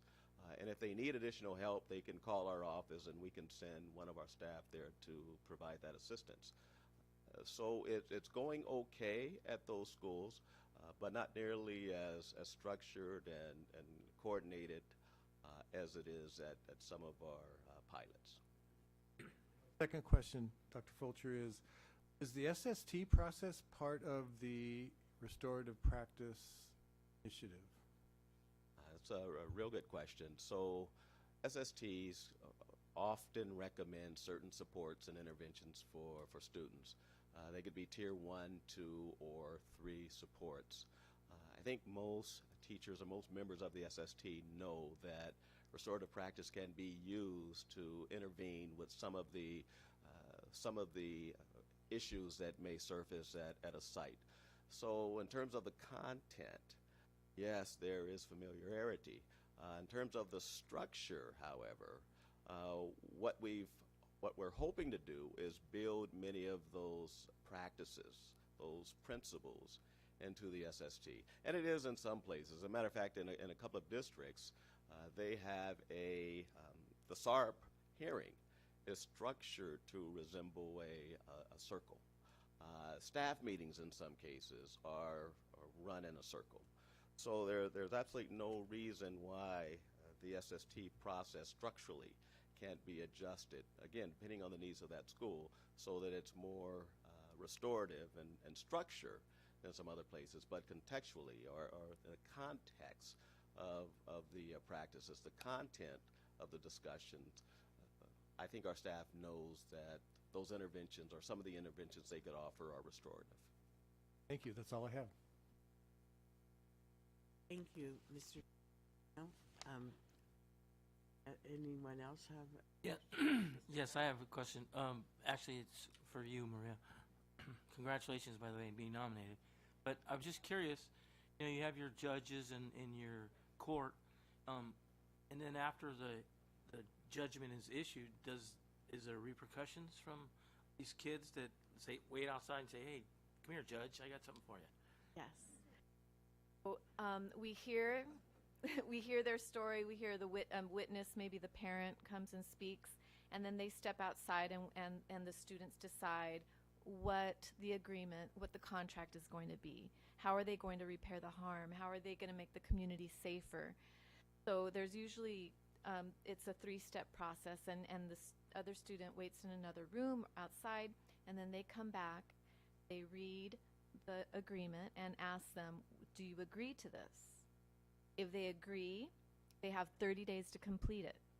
If they don't, then it goes back to the suspension or whatever the traditional punishment was. But they have a choice. Okay. Good. Thank you. That's what I had. Anyone else, Mr. Segura? Just a comment, Dr. Fulcher. I just really thank you for presenting this with you and your team, and I fully support this, and just would love this district to become a restorative district. That'd be a really big, really great thing for our students and for them to. I think suspensions don't do the students any good, or remove them out of a learning environment, and that's a win for them. For some of them, that's maybe what they want, but having them own it and learn from it and talk about it is huge. And I could see the passion and the love that your team has for this work, and it's admirable work. And Thank you, Mr. Solis. Thank you guys for your hard work. And it's true, it takes a village to raise the kids, and we're a big village, but I know if adults and children are watching each other and taking care of each other, it'll make a big difference. With regards to a little bit what Mr. Pike was talking about with regards to do the students know ahead of time that they're going to be the judge or whatnot, or how does that come about? So they have name cards and they have a script, and they come in and they decide right there which role they want to take. They switch up on different days, but they're trained to take any role. And one of the important roles is case manager. So once their contract has been given to them, like they have to go to counseling or therapy, they have to do community service, letter of apology, different things like that, then the case manager follows up with them weekly to make sure they finish it within the 30 days. And I just may add, that's the site-based teen court. We also have a district-based teen court that meets right here in this room. So we have a real judge, or an adult judge, I should say, and it's either a retired lawyer, a current lawyer, or in some cases a retired judge. So they meet here, and the students still are the jurists, the case managers, and I think our next one is real soon. When's it? Is Wednesday. So if you have time, come check it out. It starts at 4 for those of you who can make it. I just want to say that one of the reasons why I ran for the board was just work being done, and so I just want to really Southwest is there's gonna be such a difference in our future because of the work you're doing, and I'm thankful. Thank you. Oh, if I may, I forgot one more thing. Oh, Mr. Solis, please. I appreciated the statistics that we got from Mr. Mercado. I was wondering if we can get more from the different schools, just try to update, just to see like everything that's come about, and I think that would be great. We'll certainly do that. Thank you. Thank you.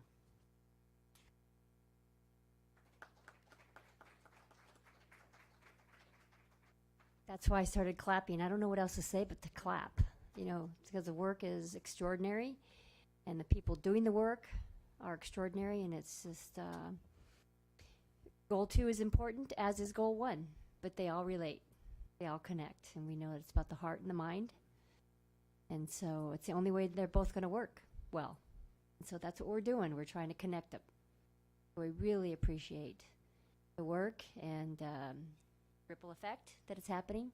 We already see it happening in our district, and we want to encourage our board to adopt the idea and the initiative going forward to become a restorative district, because we believe that's what's going to set us apart and make a difference for each student. Paul, can I add one more thing? It's exciting, you know. It is. And anytime my wife, Dr. Leticia Segura, she's trained the trainer of restorative circles and our practices and elementary, so and that's a feeder district for us. So that's a really important thing. I hope is just permeates throughout our community and the South County and everywhere. It's building value into valuing each human being. I'm so very thankful. Leadership at Southwest High, Chula Vista, the district.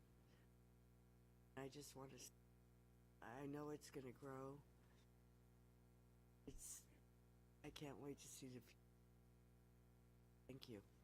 And on that note, I'll make a motion to adopt or is it an adoption of the initiative? Approving the Restorative Practices Initiative. Approving the restorative practice. I want to make that motion, so I'm going to do it. Second. Mr. Solis seconded it. Call for the vote, please. Solis? Yes. Segura? Yes. Pike? Hall? Tarantino? Motion passes 5-0.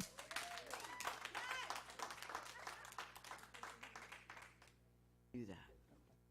Just want to recognize some of the other people in the audience that are, I think I see Miss Adams from Chula Vista High is here supporting the process, and Pedro Terrazas is here. I think are you the teacher, restorative teacher at Hilltop High, first year implementation? Is there anybody else I'm missing? Thank you for being here tonight.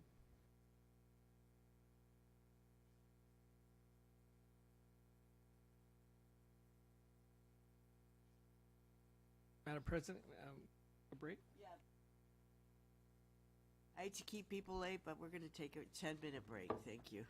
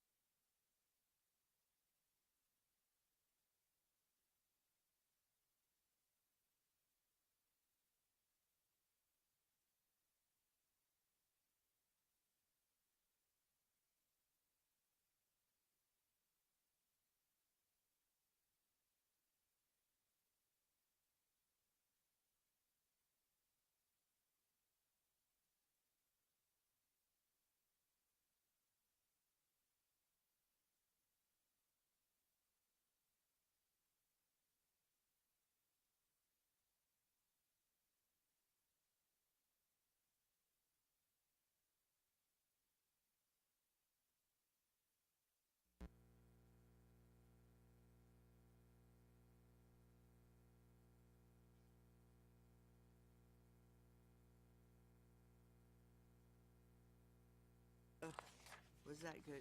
Brought us all back, right? All right, we're back from break, and we are on item H3, which has a presentation. Well, yay. Let me first just thank the board for taking action on the restorative initiative. Really do appreciate the work, and it certainly can't be done, and it won't be done without your endorsement and support. So really, really appreciate the step you took tonight.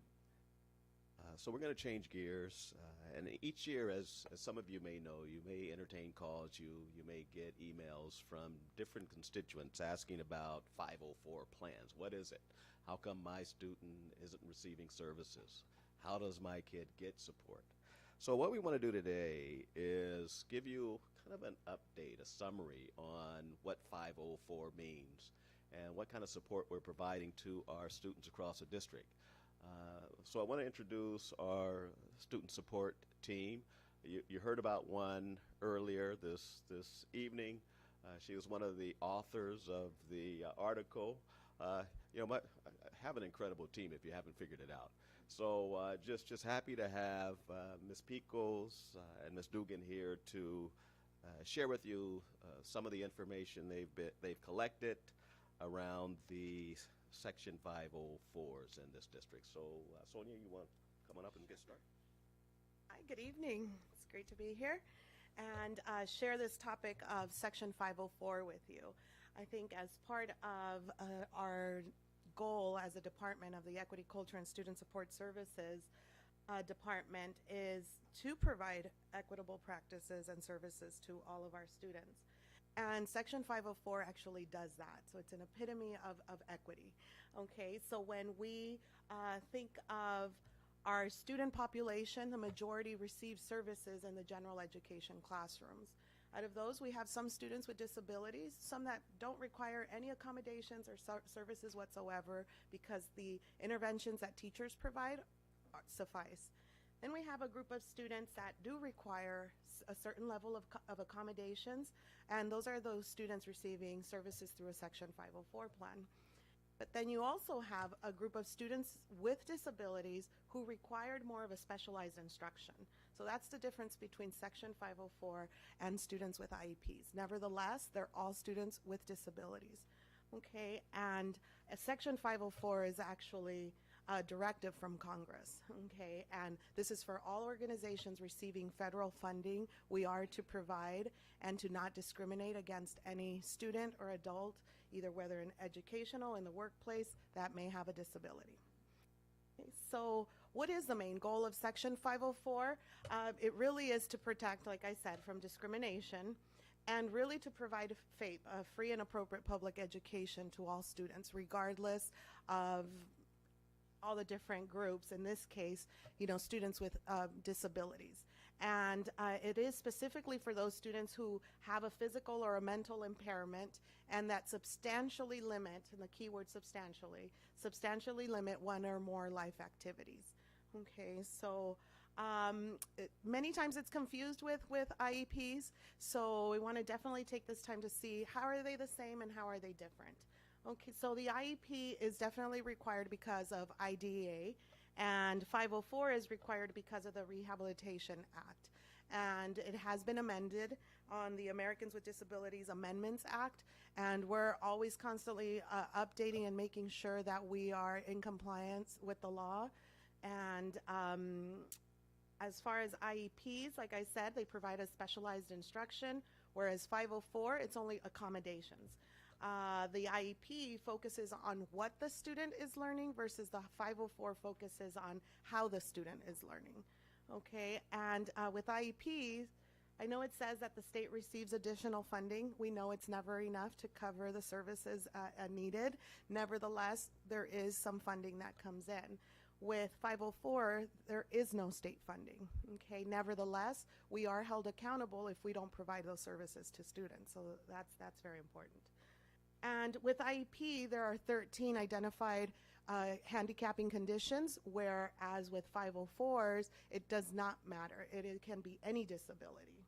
Okay, and the areas where they're the same is that yes, parents must give us consent to evaluate their child, whether it is for a 504, an IEP. Ms. Dugan's going to talk a little bit more about the evaluation process because it is different. It's not as comprehensive as the special education evaluation. Nevertheless, it is a thorough review of records, okay, to determine that. And ultimately, they both really are there to meet the needs of students, okay? Now, we're constantly looking at patterns and trends, and we wanted to see where does Sweetwater fall in comparison to the nation, to the state.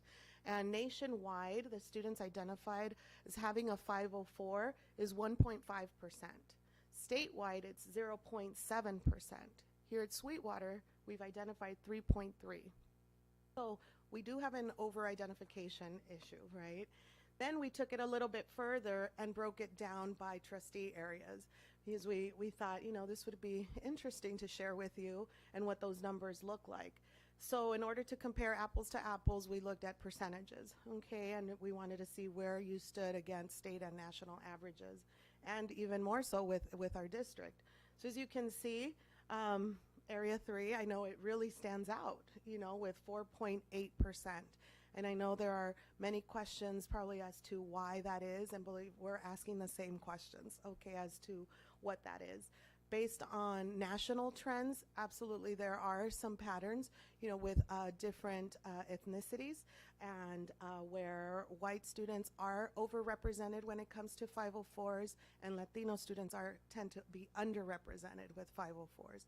Yet with IEPs, minority students such as African American and Latinos are overrepresented. So there are some interesting trends occurring nationwide and that are parallel at the state level. So as far as what we are planning to do here then is taking and breaking down this data even further to look at it by gender, by grade level. We do see that overall our 9th grade group is the highest group, so we're thinking, does this have anything to do with parents wanting their students, you know, to have additional accommodations when entering high school? So we have a lot of hypotheses right now. They're just that, you know, that we're going to take a deeper look into. So with that, I'm going to share the mic with Ms. Dugan. Okay, good evening. Our responsibility as a district is to provide this information to parents and allow them to have access to that information. We have that on our website. We also provide that in our annual notification, and we also have a board policy on 504s. When a student suspected of having a disability, it is our obligation to go through the process of 504, referring a student to the team, and then seeing if they're eligible under 504.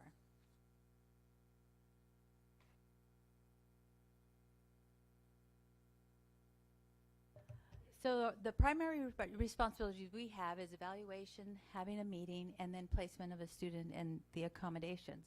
So we conduct an evaluation, and there's various sources that we use to evaluate whether a student is eligible.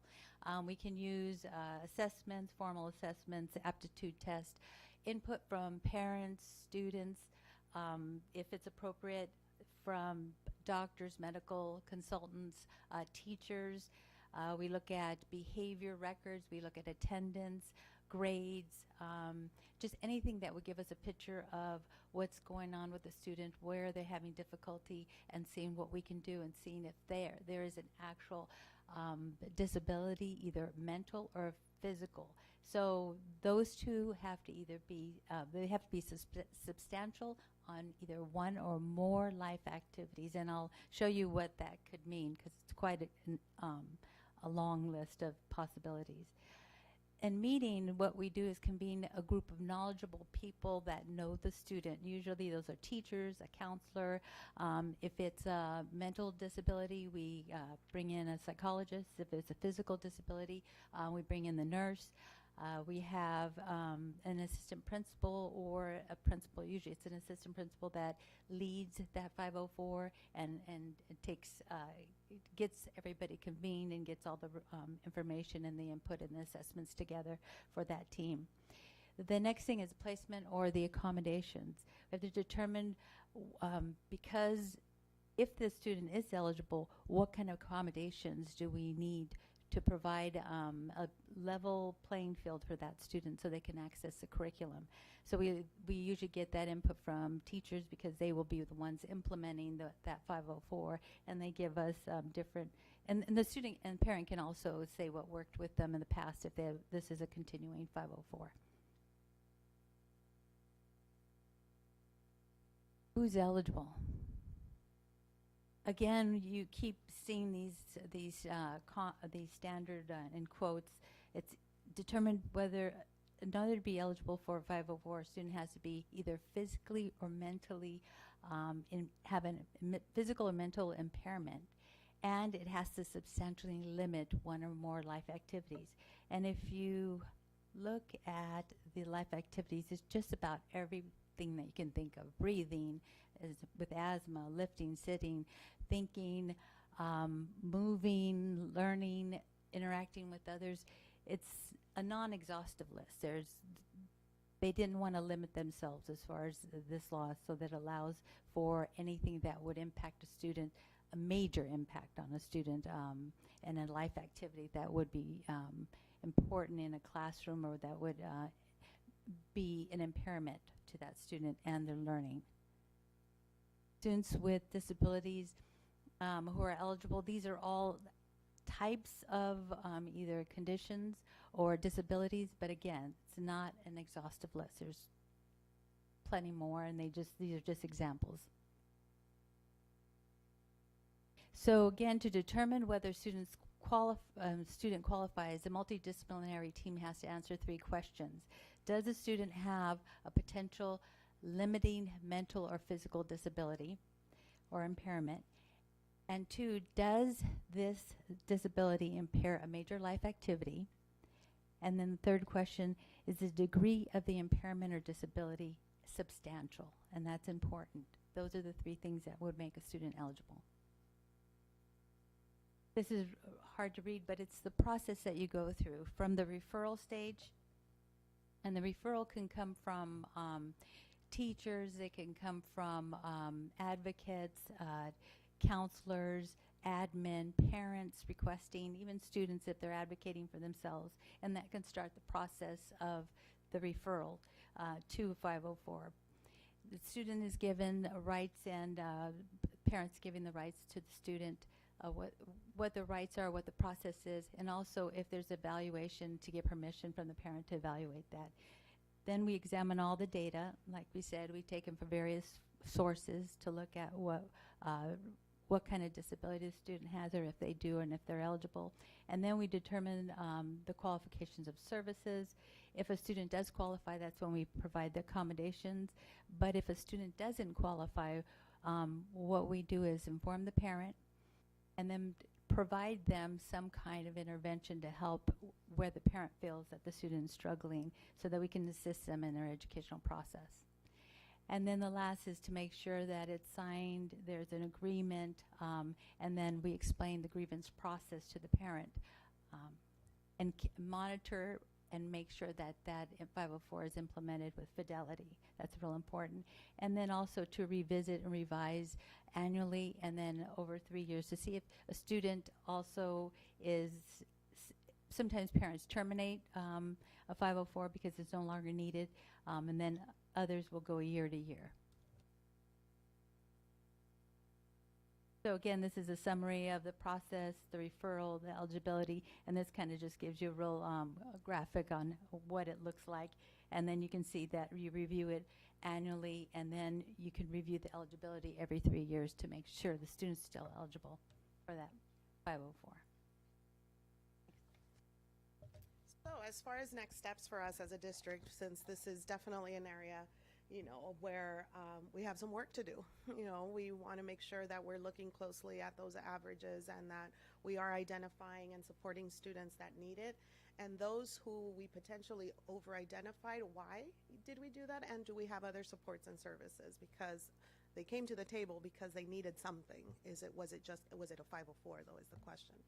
So as far as our next steps, we have a process in place district-wide, but we think it could definitely be stronger, and it could be a little bit more uniform, and that actually includes having all of us using the right forms, having an electronic system, because right now it's still being done on paper. So sharing that information, you could only imagine. We have some teams that have made the forms electronically through Google Forms, and they share it that way. But we really need to have a district system where, you know, students move all the time, and there should be no lapse in their services and accommodations. And last, you know, is absolutely providing professional development to school teams. This is administrators who are leading this work, teachers who are held accountable for implementing this plan. It is a legal document between the school district and the students and their families, so we need to make sure that we are definitely following it with fidelity. And if there's some revisions that need to take place, that we don't just drop accommodations, that we do that in a formal way and hold another meeting to revise, add, or delete services as necessary. These are some of the next steps. And last but not least is, again, as mentioned, take a closer dive into that data, you know, that we shared earlier. And really talking with students. We believe there are some students who have had 504s for years, and some of them will need them, you know, throughout their educational career, and some should have been probably temporary, but they've just probably been kept. So we have some work to do. Nevertheless, our school teams do a really, really nice job in meeting with the families and providing students the accommodations that they need.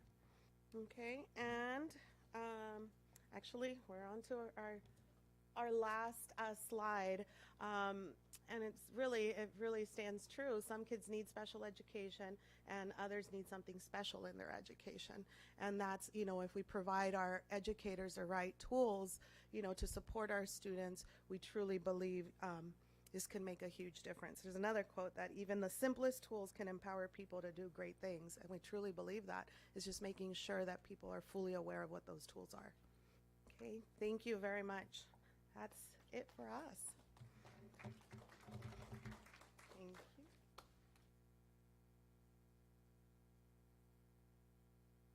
Hold on. One of our board members pulled this item for, now yes, which one? Oh, that's great. Thank you, Madam President, but most of the questions I was going to ask have been answered. So in terms of the process, how easy is it to get? What's the referral process? Who's the contact people who are involved in that? Why is Area 3 overrepresented in the 504s that are being initiated? So you've answered all of them. But while you were talking, some other ones came to my mind. First of all, is there a time-sensitive component like an IEP once someone requests an IEP or once there's the paperwork filed for an IEP that they have so many days in order to complete the assessments and stuff? Is there that kind of timeline in a 504 or not? No, it's different. So for an IEP, you have 15 days to provide the parent an assessment plan, 60 days to evaluate, hold an IEP. With a 504, it's within reasonable time. So it's not like as a set days as it is. Nevertheless, you know, if the parent's requesting it and we're seeing there's a need, school teams usually schedule those right away. And are the 504 teams that are assembled, are they interchangeable with the SST groups? Yes, because that's a great question. Can that be part of the referral system as well? That's a great question. So depending on what the situation and what the need is who is invited to the table. For sure, you want the student teachers there because they're the ones that are going to be implementing the plan, who can speak to if the accommodations they're requesting are reasonable and actually needed to access the curriculum. And from there, you would go, do we need the school nurse? Do we need, you know, so depending on the area of need and request is who you would invite. And where are the forms kept? Are they kept in the student's CUME folder? Are they kept in a counselor's binder, the nurse's binder? How are the 504's plans communicated to the teacher? Do they have it on their seating chart, or how do they know? And schools communicate that differently. Nevertheless, the 504 plan is to be inside the student's CUME folder, because that's a student record. Counselors have copies of them, absolutely, and then copies are sent out to the teachers to make sure that they're aware of the accommodations that they must implement. Okay, and then my last question, kind of a hypothetical, but it has been known to happen. Say, for example, there's a student with a 504 plan in a class and they receive an F semester grade in the class that necessitated accommodations for one reason or another, either because of poor communication or loss of forms or whatever. The teacher wasn't aware of the accommodation. Is there any kind of recourse under the law or under Ed Code to where this situation can be reviewed? Another really good question, and you're right, it has happened. And here you would invoke potentially, well, no, not only in Area 3, actually. But in Area 3, though, given the statistics. But as far as, so you, at that point, would exercise, there's our policy that would address, a great potential grade change. And then if the parent does feel that their student has been discriminated against because of their disability, we would then implement a uniform complaint procedure potentially. It really is up to the parent, how they wish to file that. But those would be two mechanisms to address that particular scenario. Thank you. Nice job. Welcome. Thank you. Mr. Segura? And I would like to thank Mr. Tarantino for pulling this. I forgot to. I just really appreciate the education of this, and it was a really good presentation. I just have a couple questions. So say a student has a 504 in elementary school, is it automatically, is the middle school automatically notified? Is that in a record, or is that something the parent has to bring forward? So it definitely should be brought forward because it's a legal document, right? And you are to revise that annually, or when there is a change of school, or when there is a change of placement per se. So yes, that definitely should be brought up. So the parent sometimes initiates that. Sometimes it's from counselors to counselors when they are working on their articulation of students.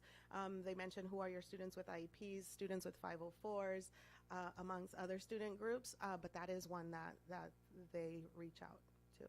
And then when you say monitoring, would that happen at the beginning of the year or the anniversary of the plan being established? How does annual review? So the annual review many times is that an actual calendar annual review, just because and we were talking about this actually, this is a conversation that's ongoing. So if a student is articulating from 6th to 7th, yes, you want to revisit that. Things are different. You're going now from one teacher to potentially 6 teachers. You would want to revisit that even if you're halfway through your plan, right, calendar-wise.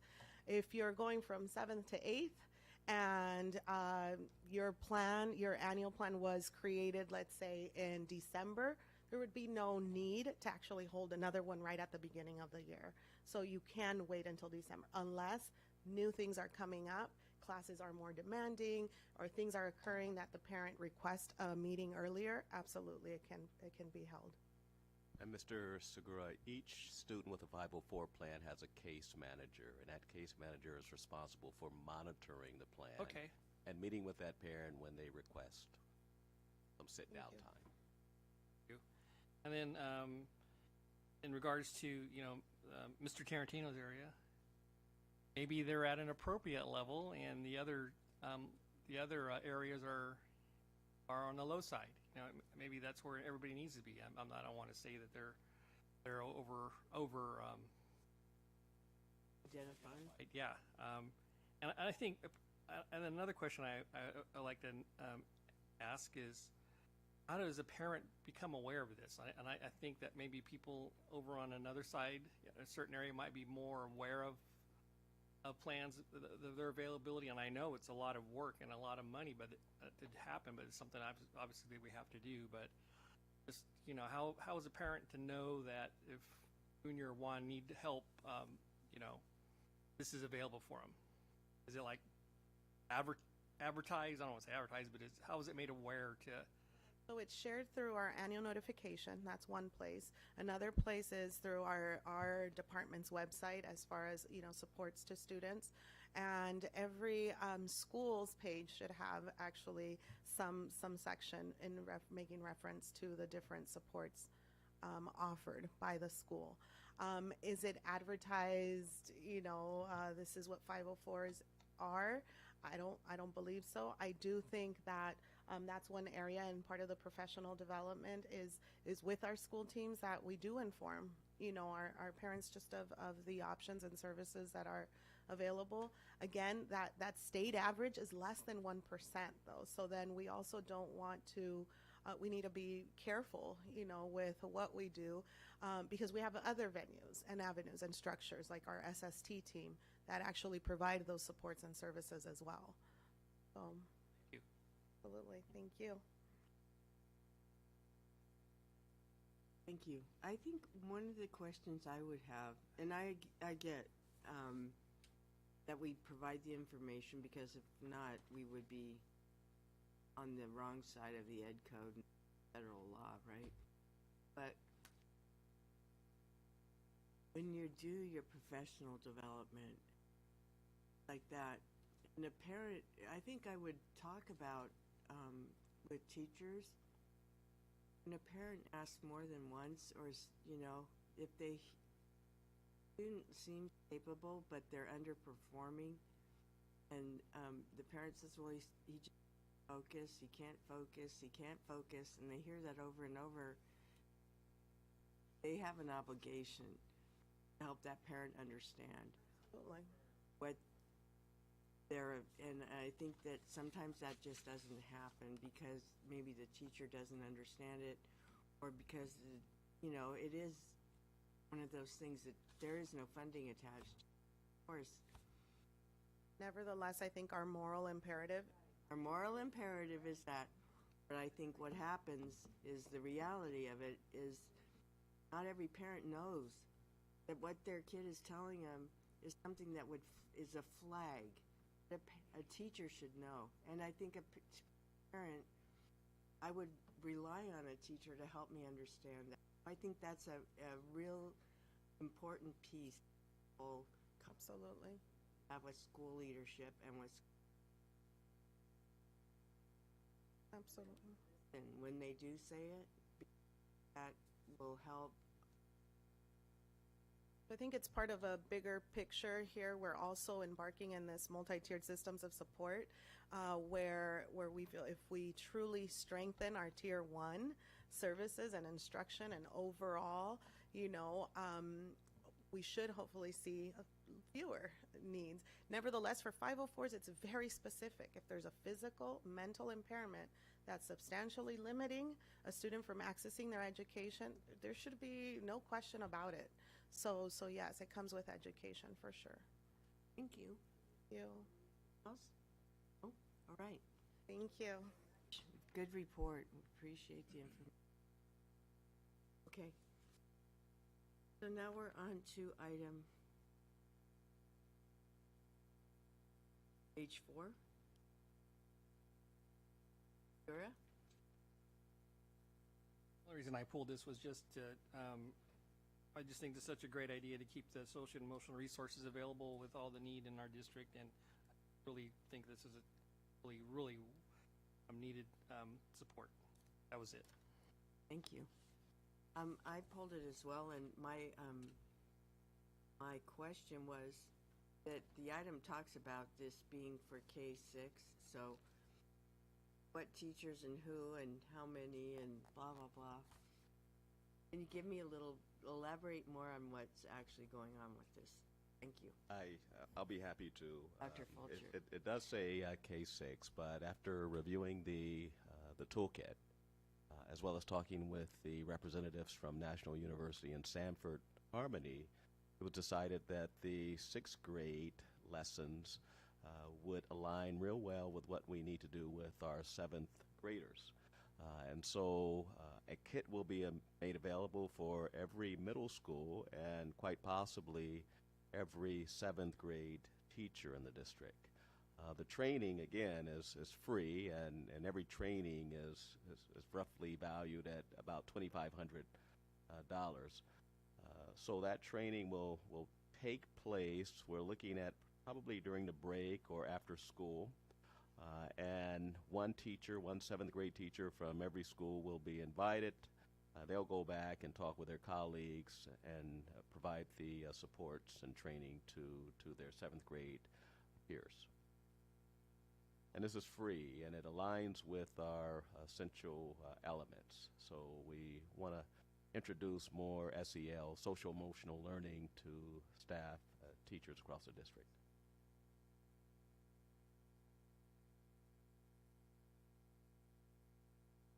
Well, the PD, the professional development, and again, it's not going to be every seventh grade class. It's going to be made available. So we'll do some marketing and some awareness building. And for those that, and we'll be sharing with principals as well, for those who are ready to introduce this lesson, we're hoping we know it's going to be provided at every school. We're just hoping it's implemented in every seventh grade class. So yeah, the PD will take place after hours, after school, or again during the break. We're kind of leaning towards after school right now. Is the training online then? I mean, I sorry, I missed something, or I didn't. I'm getting a little bit tired. So there's apps. There's applications that would be available for students and staff that have a number of SEL resources that they can access. So the training is not online. The Okay. training is Well, in person and direct. The reason why, when you talk about after school and during breaks and stuff like that, then there is a fiscal impact if we have to pay for teachers to attend a professional development. And in this case, it says none on the fiscal.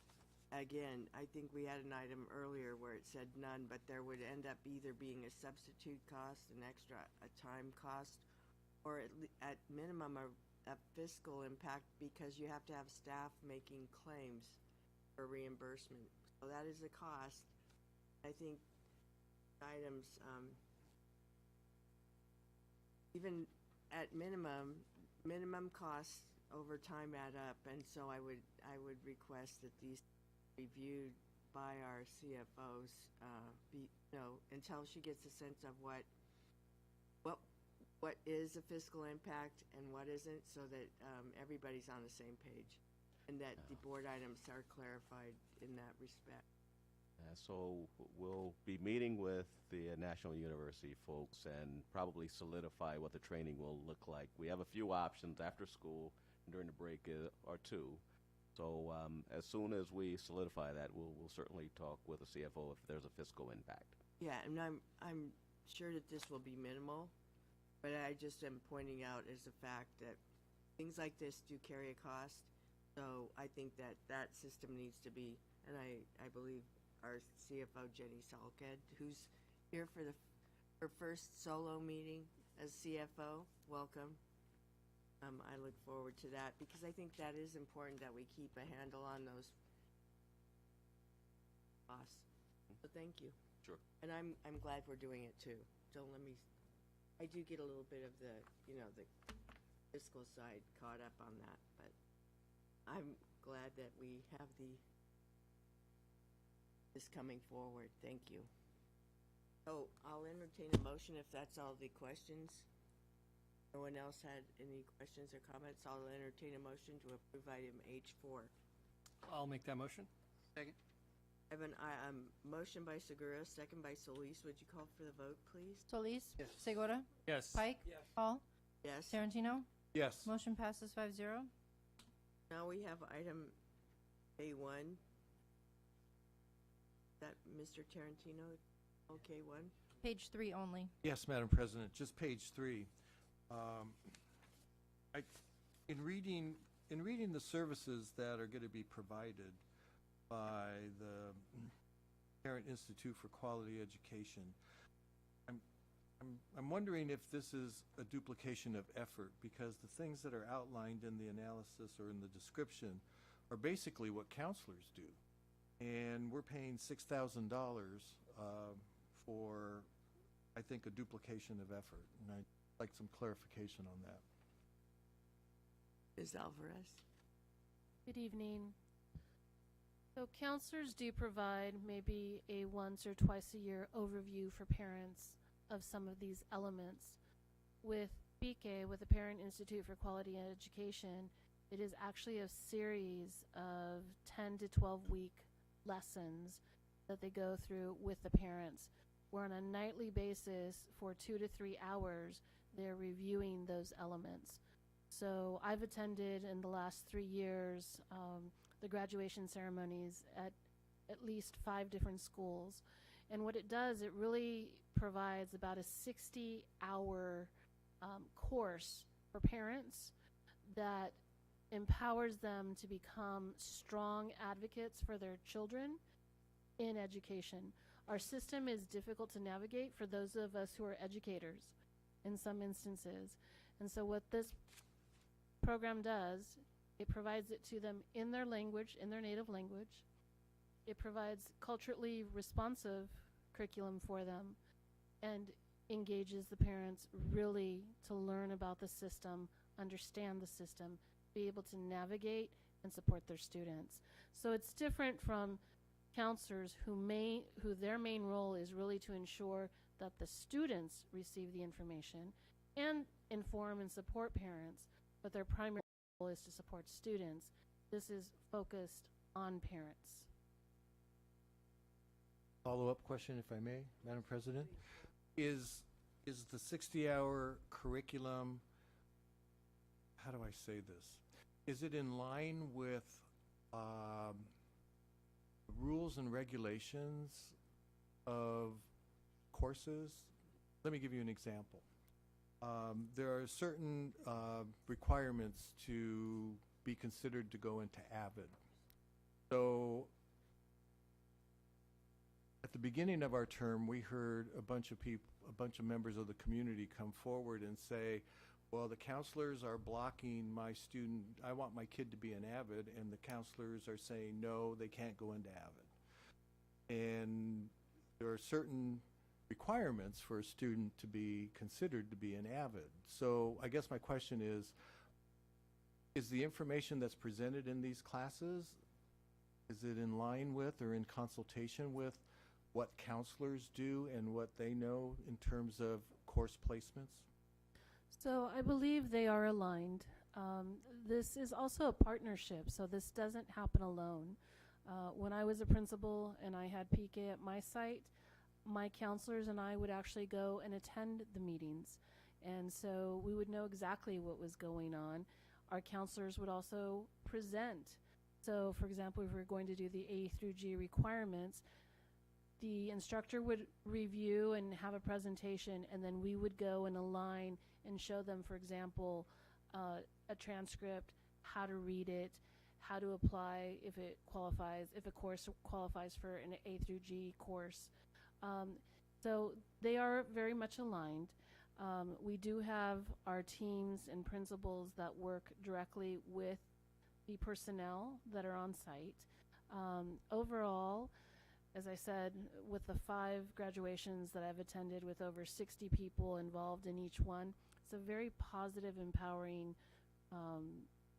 support for our families, and I believe that our students and parents get a lot out of it.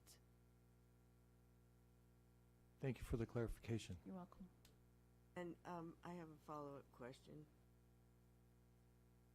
And it's paid, I mean, Title I is the funding source you've identified here, and isn't one of the requirements under Title I is to set aside parent involvement funding out of that allocation? So there is a requirement, Right. and that does satisfy it. It really does provide that engagement for our Correct. parents. At DPAC and at DLAC, we have several members that have been involved, and I believe they have told me that it's one of the best trainings that they've received. I also have attended the graduation at Mar Vista Academy. I know it was well attended, and the parents were very. Their response at the graduation was how it had impacted them, enabled them to help their student, to actually make sure that their student was.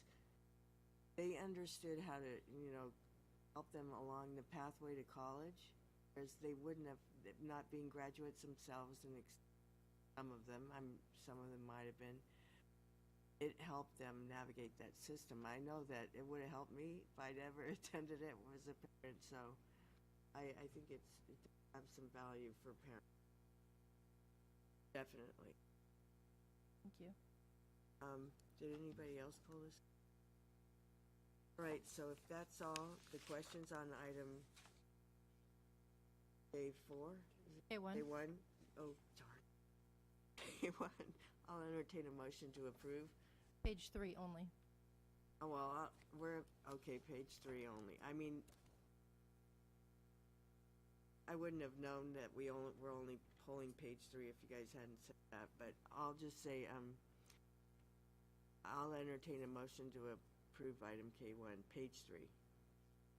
I'll move approval.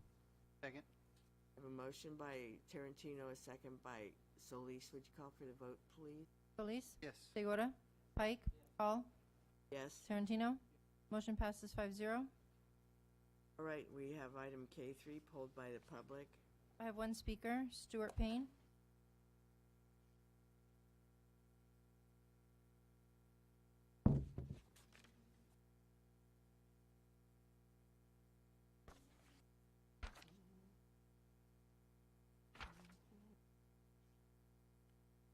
I just got a question.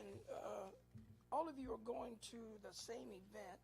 Some of you for 3 days, some of you for 4 days. You're all at a different price. So even the ones that are going for the same amount of time has different prices listed. So just an explanation of what the difference in cost is. I don't understand why it's not the same. No further speakers. Okay. Ms. Vicedo, you made the arrangements to provide the answer to that? Yes, the cost varies for the 2 board members that are members of the delegate assembly. They have to go up a day early and attend the delegate assembly meeting, so there's extra cost for that. There's also different costs for the hotel rooms because you all get placed at different hotels depending on when we register you for the conference and what hotels are available. We've also booked your airfare at different times, different flights, so airfare prices vary as well. You're welcome. All right, so is there any other questions or comments? All right, I'll entertain a motion to approve item K3. So moved. A motion by Segura, second by Solis. Would you call for the vote, please? Solis? Yes. Segura? Yes. Pike? Yes. Hall? Yes. Tarantino? Yes. Motion passes 5-0. Item K4 on the budget transfer report, and Mr. Tarantino, you pulled this item. Would you like to?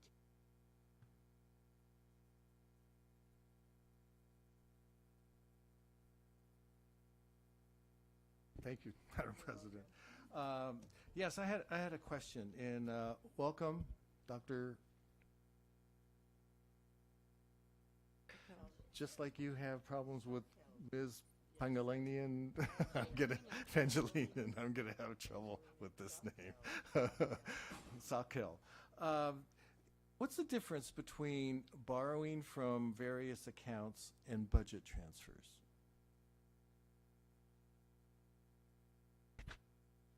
So this particular item, budget transfers, it memorializes the activities that we have where we do reclasses between major object codes. So as an example, we have a department that moves money from what's budgeted in supplies, but they need to have those dollars moved over to contracts, which is major object code 5000.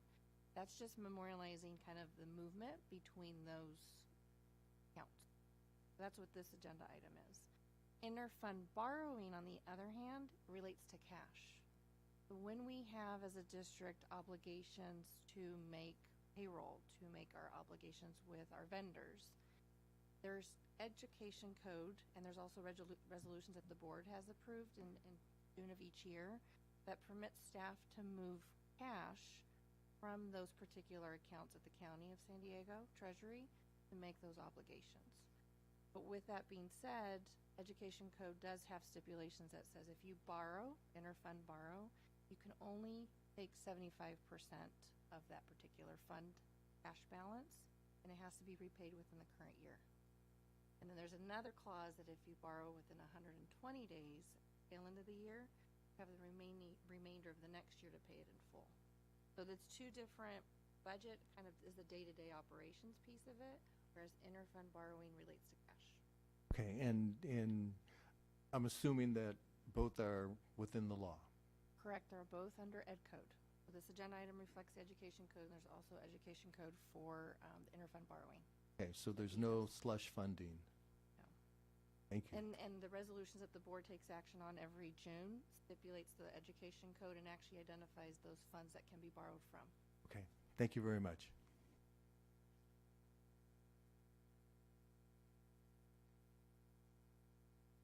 There are no further questions. I'll entertain a motion to approve item K4. I'll make the motion. I'll second. By Hall, a second by Pike. Would you call for the vote, please? Solis? Yes. Segota? Yes. Pike? Hall? Yes. Tarantino? Motion passes 5-0. All right, now we're on to item M1, and it was pulled by the public.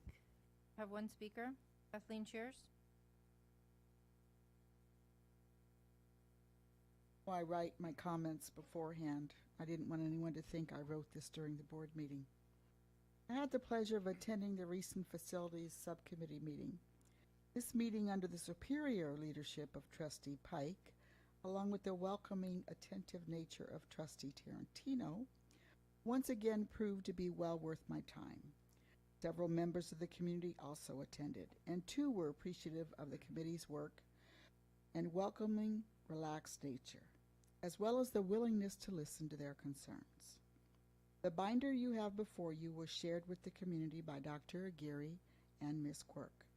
This community has never, ever had a more thorough document referencing facilities presented to them.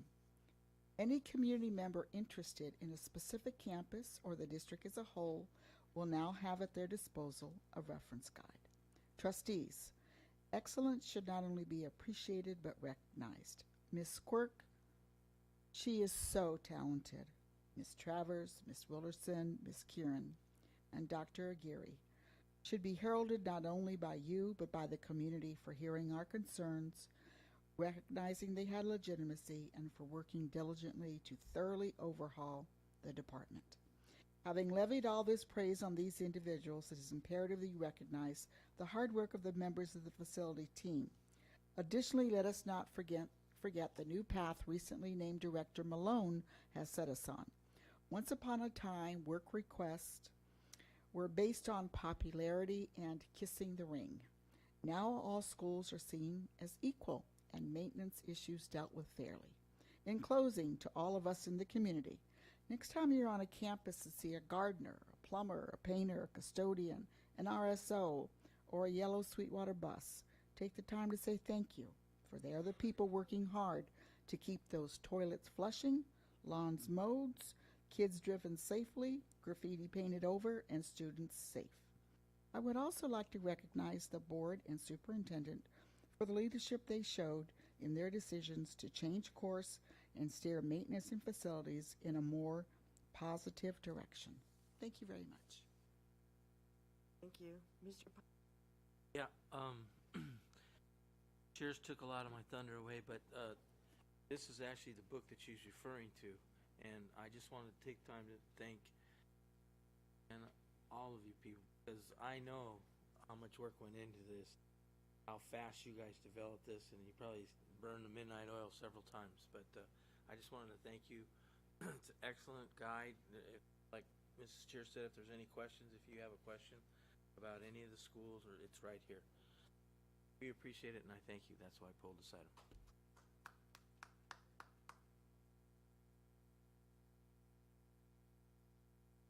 Elise. Real quick, yes, thank you for your hard work. And I just had a question. Are we going to have this in PDF on website or? Me? Yes, Dr. Aguirre. Thank you, President Hall. It actually is already online. Okay. If you look under our board system, Novus, it's already, the appendices are there as well as the document, the master plan itself. So it's already online. We can place it in different locations, but it's available. I was actually just checking.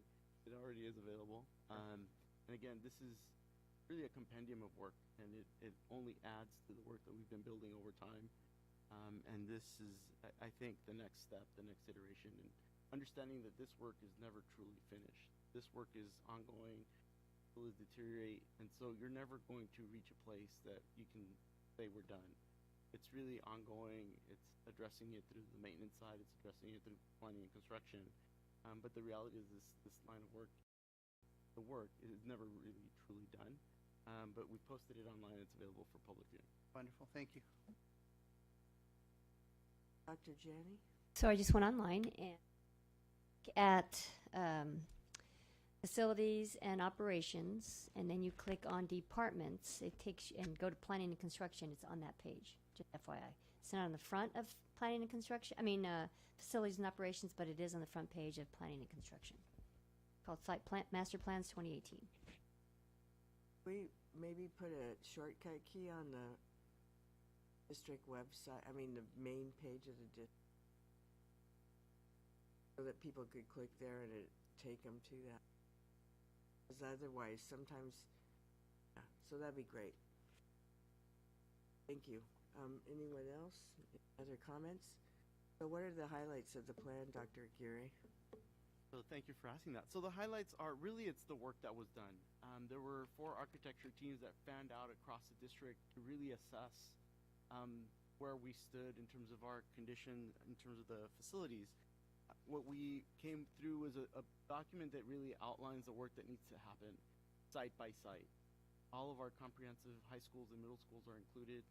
And it really speaks to basically 3 areas of focus that we need to put our attention on. So one is classrooms, general use classrooms, special education classrooms, as well as CTE pathway classrooms. Then safety and security issues, those are very prominent as well. And then also infrastructure. Infrastructure is electrical, it's plumbing, the bread and butter. Those things that a lot of times we don't see, but really help our facilities continue to be efficient. As you may recall, our student representative mentioned shade. So that's something that's come up in a number of different campuses. Again, our focus when we put this master plan together was really in terms of aligning it with our district work, our mission, our vision, and our LCAP. So ensuring that we weren't working in a silo, in a kind of working off individually, not taking into account the greater context. Our goal was to align it so we're right there hand in hand with the district. And staff, I know that you have a great group of people that collaborate with you on in the district staff. So I'm wondering, would you mind, there was a gentleman, he's been here a couple of times, about Chula Vista High's football field, and maybe you could help him understand what our plan is, the master plan, and how the needs of each school is being addressed, so that he understands we're not ignoring his question, but. So actually goes back to the conversation that we had at the facility subcommittee, where we discussed the fact that at this point we truly are down to 4 of our high school campuses that don't have an artificial track and field. We have 5, but one of those, Bonita Vista High School, is already down the path, so they're a little bit further down that pathway. So really we have at this point kind of our trajectory is such that we will reach a point after December that we can move forward our plan A, which is under existing resources that will lead us in a certain direction. If we are to have additional resources, then it would lead in a separate direction. So it comes down to a question of resources and what we have available. We have plans to address it. The question is going to be when we can get to that particular facility. Dr. Janney is probably who I would address. Great. because I think that would be helpful. I think he would definitely appreciate it, and it would also help him understand what you've been doing. Doctor over here has. I mean, we've been working on getting everybody equity in their facilities, so thank you. I'll entertain a motion to, we're not, this was a first read, so we're not doing anything on it, but I appreciate it, and we'll continue to point people to this, hopefully. Principals are, maybe sending the word out to people that this master plan is available to people that would be interested in reviewing it. So, if we have any further questions after tonight, we would just talk to Dr. Janney and you. Right. All right, thank you. Now we'll go on to item N1, and I pulled item N1. And am I reading this right? This is renewal of designated contracts, and I'm looking at the one on Allied Waste, where we are paying a 34%, this is a 34% increase for recyclable waste pickup. Is that what it is? They're picking up recyclable waste, and we have to pay 34% higher fee for that than we did last year. We approved this. That is correct. And also, I want to make sure that I also highlight that our purchasing department indicated that this is the fourth renewal, so this will be the last possible renewal on that particular contract. They indicated to us that it's also, even though it may sound high, that 34% is within what they're observing in the market. That's as reported to me from the purchasing department. And again, there's a number of items that they look at, but this is a final option to renew a particular contract. So 4% seems incredibly high jump from one year to the next. And it's recyclables. Do we get any consideration for what they get from those recyclables? Because some districts, I think, have agreements where if there's so much tonnage picked up in recyclable material, they get a reduction or they get some funding back from that. Do you know anything about that? Right, so it's a matter of how these RFPs are actually structured. So this is actually again, as I mentioned, the fourth and final renewal to this particular RFP. We're working with that particular document as it was originally established. They did mention that part of this increase is in alignment with the Consumer Price Index, CPI. So I was trying to figure out what CPI was. So they do indicate, again, it's an increase that's substantial, but it is justified by market conditions.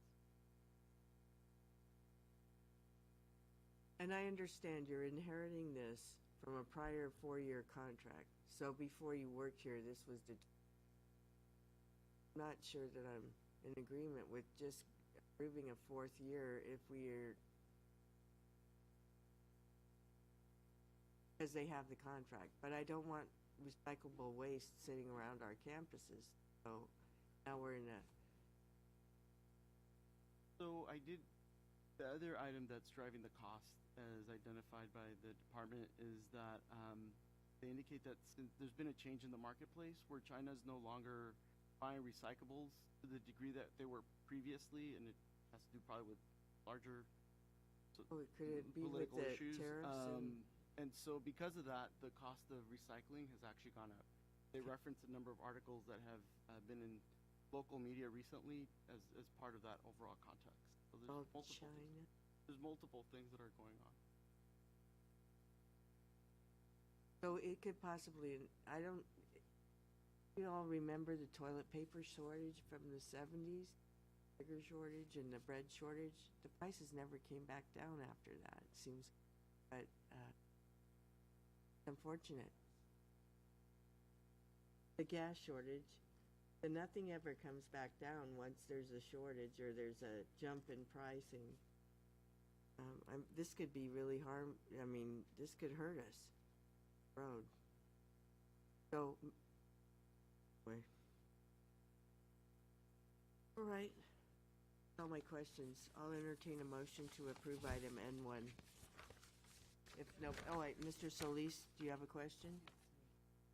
So, Secretary, with regards to the contract, since it's the final year, is it one of those things where we would have to pay or something to get out of it if we don't want it? Or So at this point, it's my understanding that if it's not renewed, the reality is our pickup could be potentially jeopardized. As we move forward, I am aware of other school districts that do address their RFPs and structure their RFPs in different ways in order to do like competitions for campuses that recycle the most. So there is that possibility out there. It's just that this particular RFP doesn't a possibility, but as this particular RFP expires, something we could be doing in the future. but I know there's other companies out there. Have we reached out to any of the other companies to see if 34% increase is something that they are doing?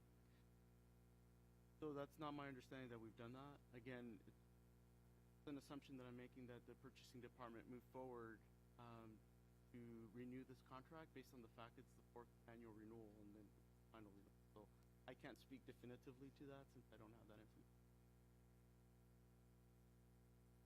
Yes, Dr. I understand that it says it's the 4th and final option to renew, but it's as of October 2nd. So what would happen if the board did not renew this tonight, did not approve it? What would that mean?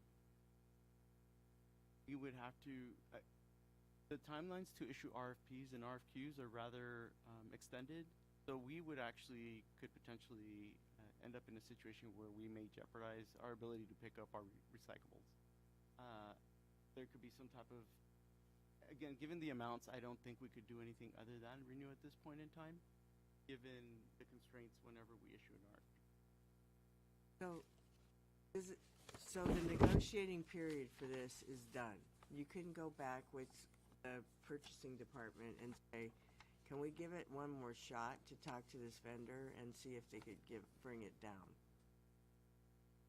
My understanding that it was actually part of the contract. There was so again, I would need to go back and collaborate with the purchasing department, which is not necessarily a department that under my purview. But I can have those conversations. Good. I understand sounds like we're stuck, is what basically you're saying. And so, Annie.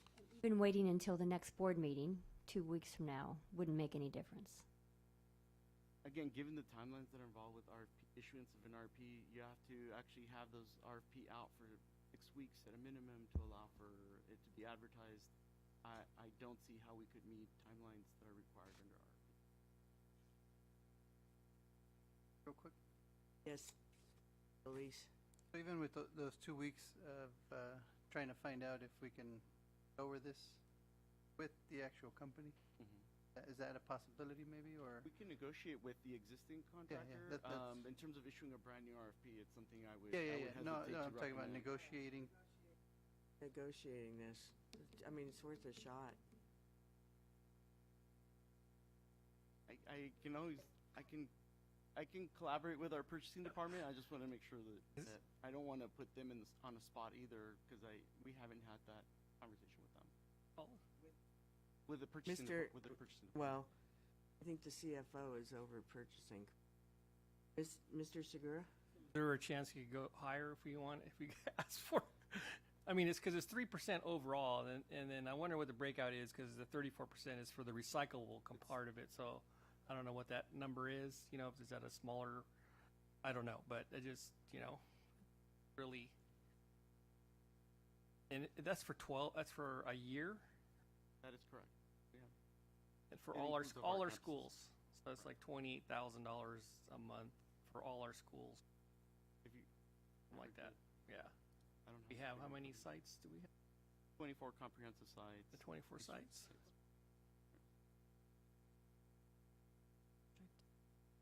So, are you making a motion, Mr. Segura? I'll make a motion to. I have a second. I'll second. I have a motion by Segura and a second by Pike to approve item N1.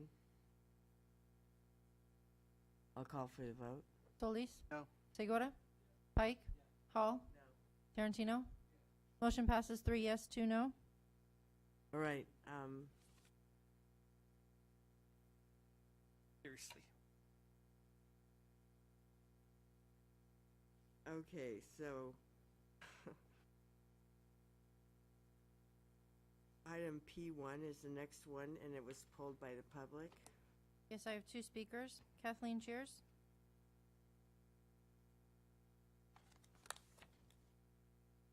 While I expected a review of this board bylaw revisited, this lacks clarity. The issue at hand was the trustees' definition of the word hardship. This document does not address that issue or define what is a hardship. The adding of the exhibit document signed by a board member fails to address what we, the taxpaying community, demands addressing. Does working your first job, lobbying for your first job, or taking a vacation meet the definition of hardship? In reviewing the last sentence of the second paragraph, I'm confused as to why it is referenced. Are we to receive it as a subliminal message it could be worse? Let us not forget the fact our board members, on top of receiving their 787 plus, they are also receiving what the private sector does not, discounted benefit group rates.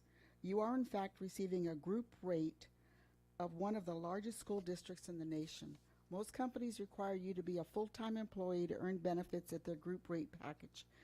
Are any of you declining insurance at your place of employment in lieu of the Sweetwater benefit package and therefore receiving a boost in your employment check? Then there is the infamous benefits for retired board members. I know of no company any longer offering such a benefit. It used to be standard, but only if one retired after 20 years while working a 40-hour week. When employees leave their employer and there is no such offering, they are, if medical, dental, and life insurance desired, mandated to pay COBRA rates. In closing, the request for compensation should be mailed, not hand-delivered, levying the potential of mail fraud if deceit is attempted. While all of the budget cuts our teachers and staff are now faced with, why are trustees with a straight face choosing to authorize each other to be compensated in this community's opinion? Non-hardship, including vacation, is beyond comprehension and nothing short of a gift of taxpayers' fund. This is why we demand to be advised of the definition of hardship prior to this agenda being voted on. Thank you. Stuart Payne?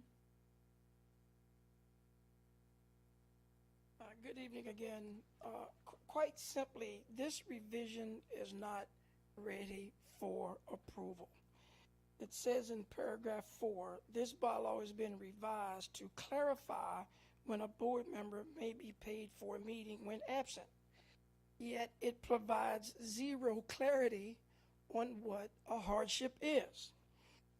In the last paragraph, it says the board agenda item supports LCAP Goal 4, coherent and transparent systems, because it provides a definitive procedure. That's simply not true. You have a process by which the board members must request. That's a good thing, although there's still some issues with that because it doesn't require any supporting documents to be attached. That's something I would recommend that you go back.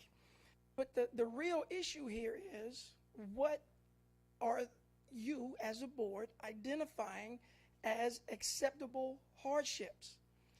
You seem to think that you can have them fill this form out, show up here, and declare whatever's on that form a hardship. That's simply not what the law requires. You have to deem the hardship in your resolution. For example, a natural disaster, a hospitalization, a family member hospitalized, a car accident on the way to the meeting. You have to lay these things out in this document. Somebody could fill this out and say, you know, I'm a diehard Charger fan. It was Monday night. I wanted to see Monday Night Football. And you guys, without any definition of what a hardship is could say, oh yeah, that's a hardship, and approve that. They could put down they were playing tiddlywinks. And you could say, oh yeah, let's approve that. That's a hardship. But if you say hospitalization, natural disaster, I'm just giving you examples, then you take what's on the document, compare it to what your policy says, and then you approve it based on that. It has to be quantifiable and verifiable. You have to be able to quantify what the hardship is, and you have to be able to verify it, i.e. a doctor's note, insurance forms from an accident, natural disaster, whatever the case may be. You can't just say, oh yeah, that's a hardship. On the other issue of benefits, 12 years, really? What other public agency is giving out retired benefits at 12 years and extending it to children that are in school at 25 years old? I served 20 years in the Marines. My kids get kicked off mine at 22, whether they're in school or not. Thank you. Thank you. No further speakers.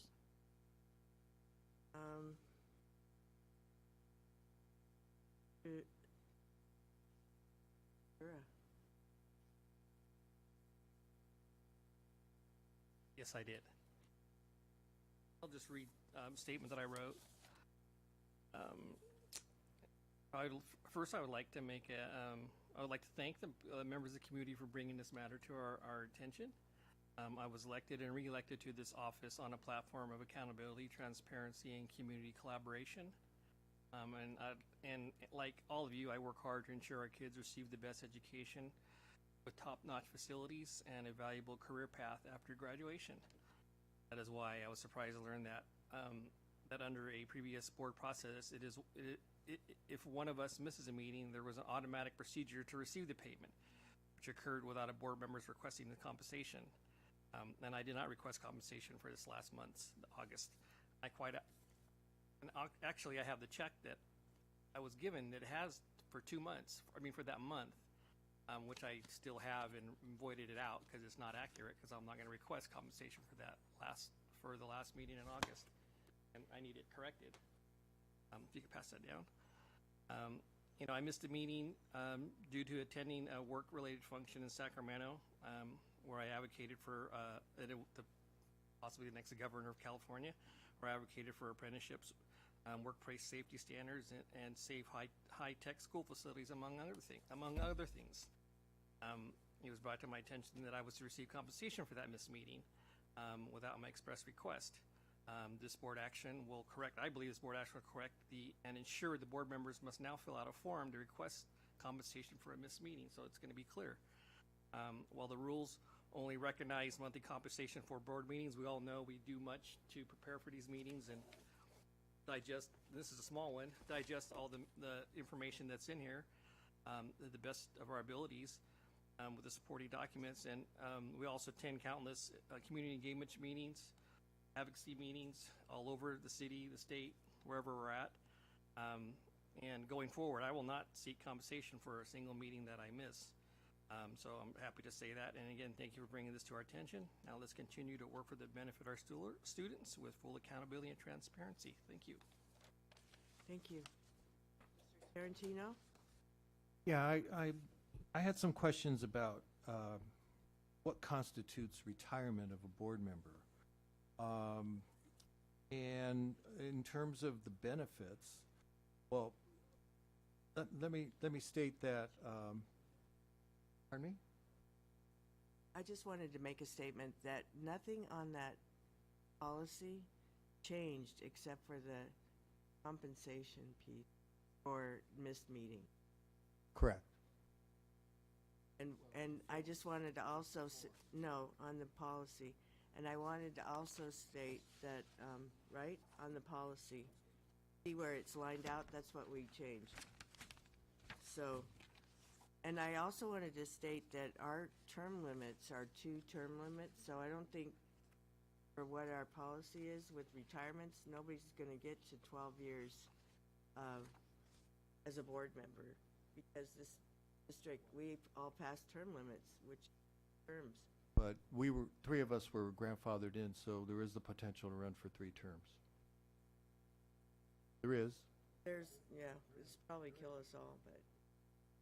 Well, I'm not saying that everyone's going to take advantage of it, but we have the option to do that. Forward, it won't be an issue, and I'm not going to take a retirement from this district. I have a retirement plan for my full-time employment, which I haven't retired from yet. Well, may I proceed with my question, Madam President? Thank you. So what constitutes a retirement, first of all? Does that mean that if someone decides not to run for another term, then they can be considered retired? Does that mean if they run for re-election or re-election and they don't get elected, then does that constitute a retirement? And I don't think that this policy is saying that there's benefit, there's a retirement package. There is the opportunity to continue with benefits, but my question is this for life, or is it like every other employee in the district where at 65, whether your spouse is 65 or the actual board member is 65, that all benefits stop?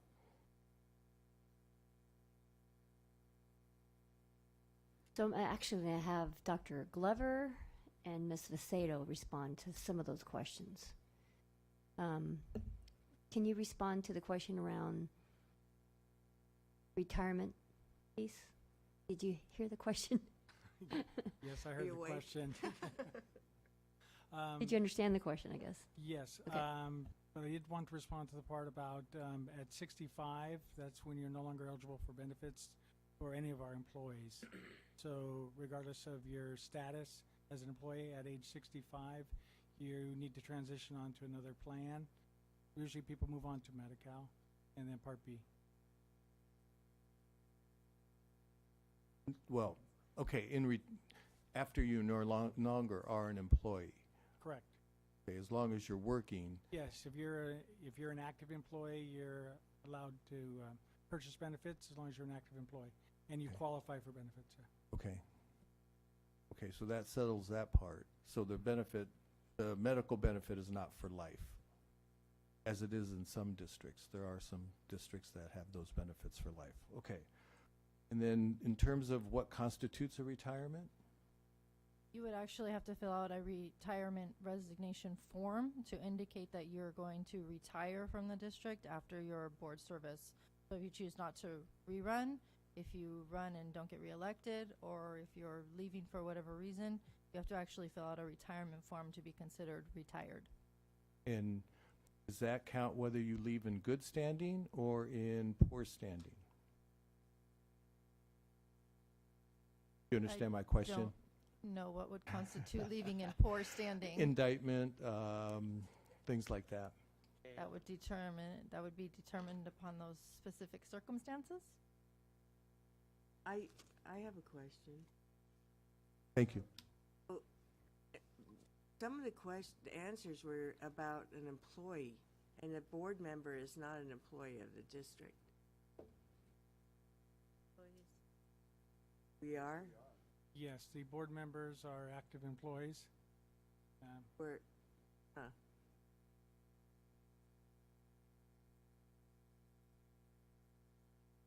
That's odd. Because we can't run if we're married to an employee, and we can't have her so that's odd that we're designated as employees when we're elected. Okay, well, I learned something. Thank you. All right. So, any other questions or discussion? To the point about Mr. Solis's request to ask for a definition of hardship. Last board meeting, he asked for a definition of hardship. Am I correct, Mr. Solis? I did. Are you satisfied that? I am. Okay. Thank you. I think this is aligned with Ed Code, is it not, Ms. Carbuccia? Yes, Ed Code clearly states that a hardship is defined as deemed acceptable by the board. There is no case law or other ed code or regulations that further defines that. It leaves the legislative discretion to this board to define the term hardship. And I would say that hardship could be a hardship. It could also be a hardship. A board member may be called out of town, and the hardship would be on the district trying to rearrange the meeting.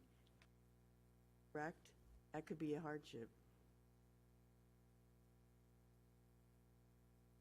Because it hasn't been defined by case law and it's not further defined by the law, it's a circumstantial You as a legislative body, application, correct? you as a legislative body would make that determination as what is deemed acceptable. Providing the form that we have, we are now giving you a basis upon which to make that determination so that you have information. There are mechanisms in which if someone was away, we could schedule a board meeting that was properly Brown acted and open to them to attend, even if they were in in Germany, in Timbuktu. So there is a mechanism in which we could do that so long as we followed proper laws and protocols. So I believe it really falls to this board to make a determination as to what they deem acceptable as a hardship. And it depends on that particular time and circumstance.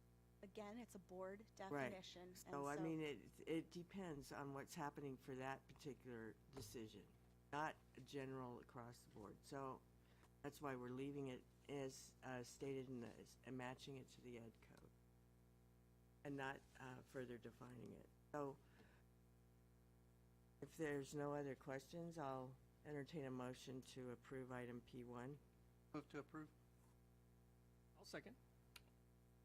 I have a motion and a second. Would you call for the vote, please? Police?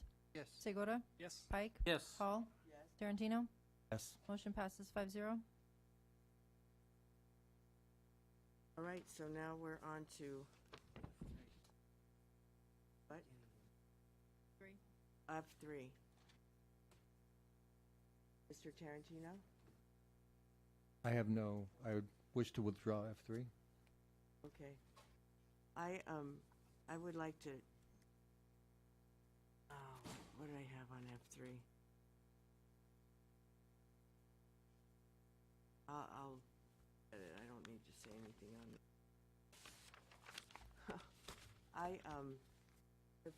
I was going to clarify about the minutes, and it's just about the process. It wasn't about calling out anybody that currently serves as chair of any subcommittee. I think that we have great subcommittee members, so and chairs. So now we're on to board comment. Mr. Tarantino? I'd piggyback on what Dr. Janney said about the third annual solar sprint function at Chula Middle on Saturday. I'd like to thank Mr. Segura and the IBEW 569 okay, for sponsoring this event 3 years in a row. A lot of times people sign up to be, how do I say this, partners with schools or school districts, and they're partners only in name. The IBEW has many times proven that they are viable partners and have delivered what they said they were going to deliver. So thank you for doing that, or at least having a part in it. Thank you. The other thing I'd like to do is congratulate Art Lopez and everyone who participated in the Computer Science Standards Advisory Committee, the work that they did in terms of coming up with some standards for that program. It was adopted by the State Board of Education, and as was stated in the communication that went out, this is a huge step forward in legitimatizing computer science education as a core and central component of public education in California. So my thanks to all of them for their hard work. And that's all I have, Madam President. Mike?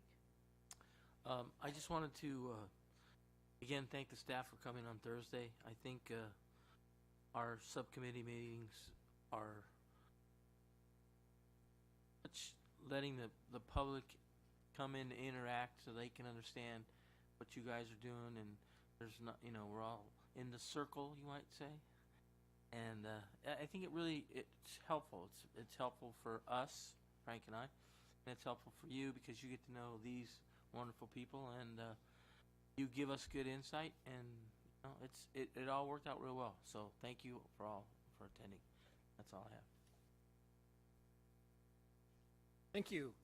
I'm so sorry I didn't get to see you. You were attending the Solar Sprint, Dr. Janney and Mr. Tarantino. I was there early with some apprentices and some other IBW volunteers helping to set up, and there's a lot of people that make that happen. Jose Fargas is the assistant principal. He really takes that to heart and does a really good job, and he literally works the hardest there because then he's doing he's the MC or the announcer and the start and the races, and then doing all the math and who's been eliminated, like you were saying, is double elimination, and everybody's standing around looking at him going, hey. But it's a lot of fun, and I don't know who's more stressed out, the kids, the parents, or the teachers. But it's a lot of fun to see them work together and partner and problem solve and all that, like I've said before. But it wasn't just the IBW, it's our contractor partners. They're also, it's through our LMCC, so we're happy to do that. And thank you for those kind words, and we're actually going to partner with Chula. Chula's going to have their first ever one, I believe, in January. So we're going to have an event with them and the sixth graders there with our energy station that's going to be built at the South County Library. So, continue to support the community, and it's really a great time. And we bought 225 shirts, and they were all gone. And hoodies for the winners, and although there was a typo I heard on on the shirts, yeah, unfortunately. But I think that was my fault. Yeah, no, I didn't see it either, but educators saw that. Like, darn it. But I approved that. But that was a lot of fun. And I also I attended was actually able to attend the San Isidro open house. I got home from Chicago and straight there, and only because my family was somewhere else. It wasn't like I was trying to neglect them. They were going somewhere else, so I went straight there and met up with Dr. Reyes. It took me around to the couple rooms, went to the construction room there, and thank you for everybody here who made that a reality. Very impressive. Saw lumber, electrical, plumbing. It's really, really good. I met Mr. Regal, the instructor there, and pleasure to him that we'll be partnering with him. And I said, hey, we can get like the professionals who do this for a living, that do electrical, that do plumbing, that do surveying, that do all the different professional construction careers that they do for a living every day. He said that'd be great. They can come on a Friday and they could actually do something with the students. And I'm going to get materials and the other trades to participate and donate not only their skills, but materials for the students to utilize. So that's just a start. That's going to be a really, really good thing. And then he took me over to the broadcast. They made a broadcasting pathway. I was very impressed with that. They're just starting it out. I have a friend whose daughter is a broadcaster. I'm trying to get her to come over and talk to the students, Latina. So it'd be really, really good if I could make that happen. And I was really impressed with the condition of San Isidro. It's such a nice school, and they really focus on keeping it, don't mess around. That Espinoza was there, Dr. Reyes. It's really a well-kept facility. And I talked to Dr. Janney about what I noticed on a Twitter that Baker Solar, one of the union contractors, they donated labor and then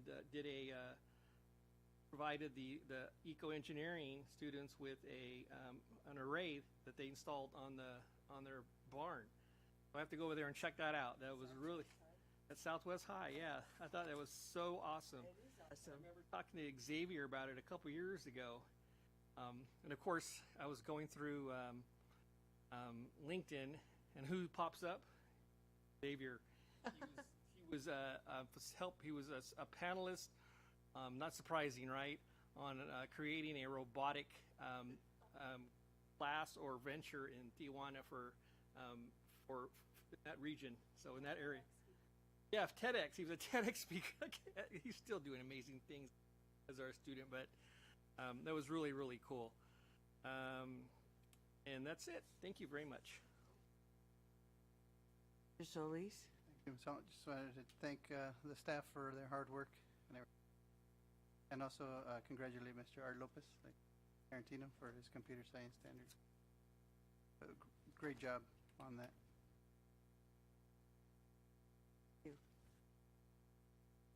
I think I read in a couple of good things in a little local paper, and one was a volleyball tournament hosted at Mar Vista High by their girls volleyball team last month, and that the boys water polo team won the Santana water polo tournament last week.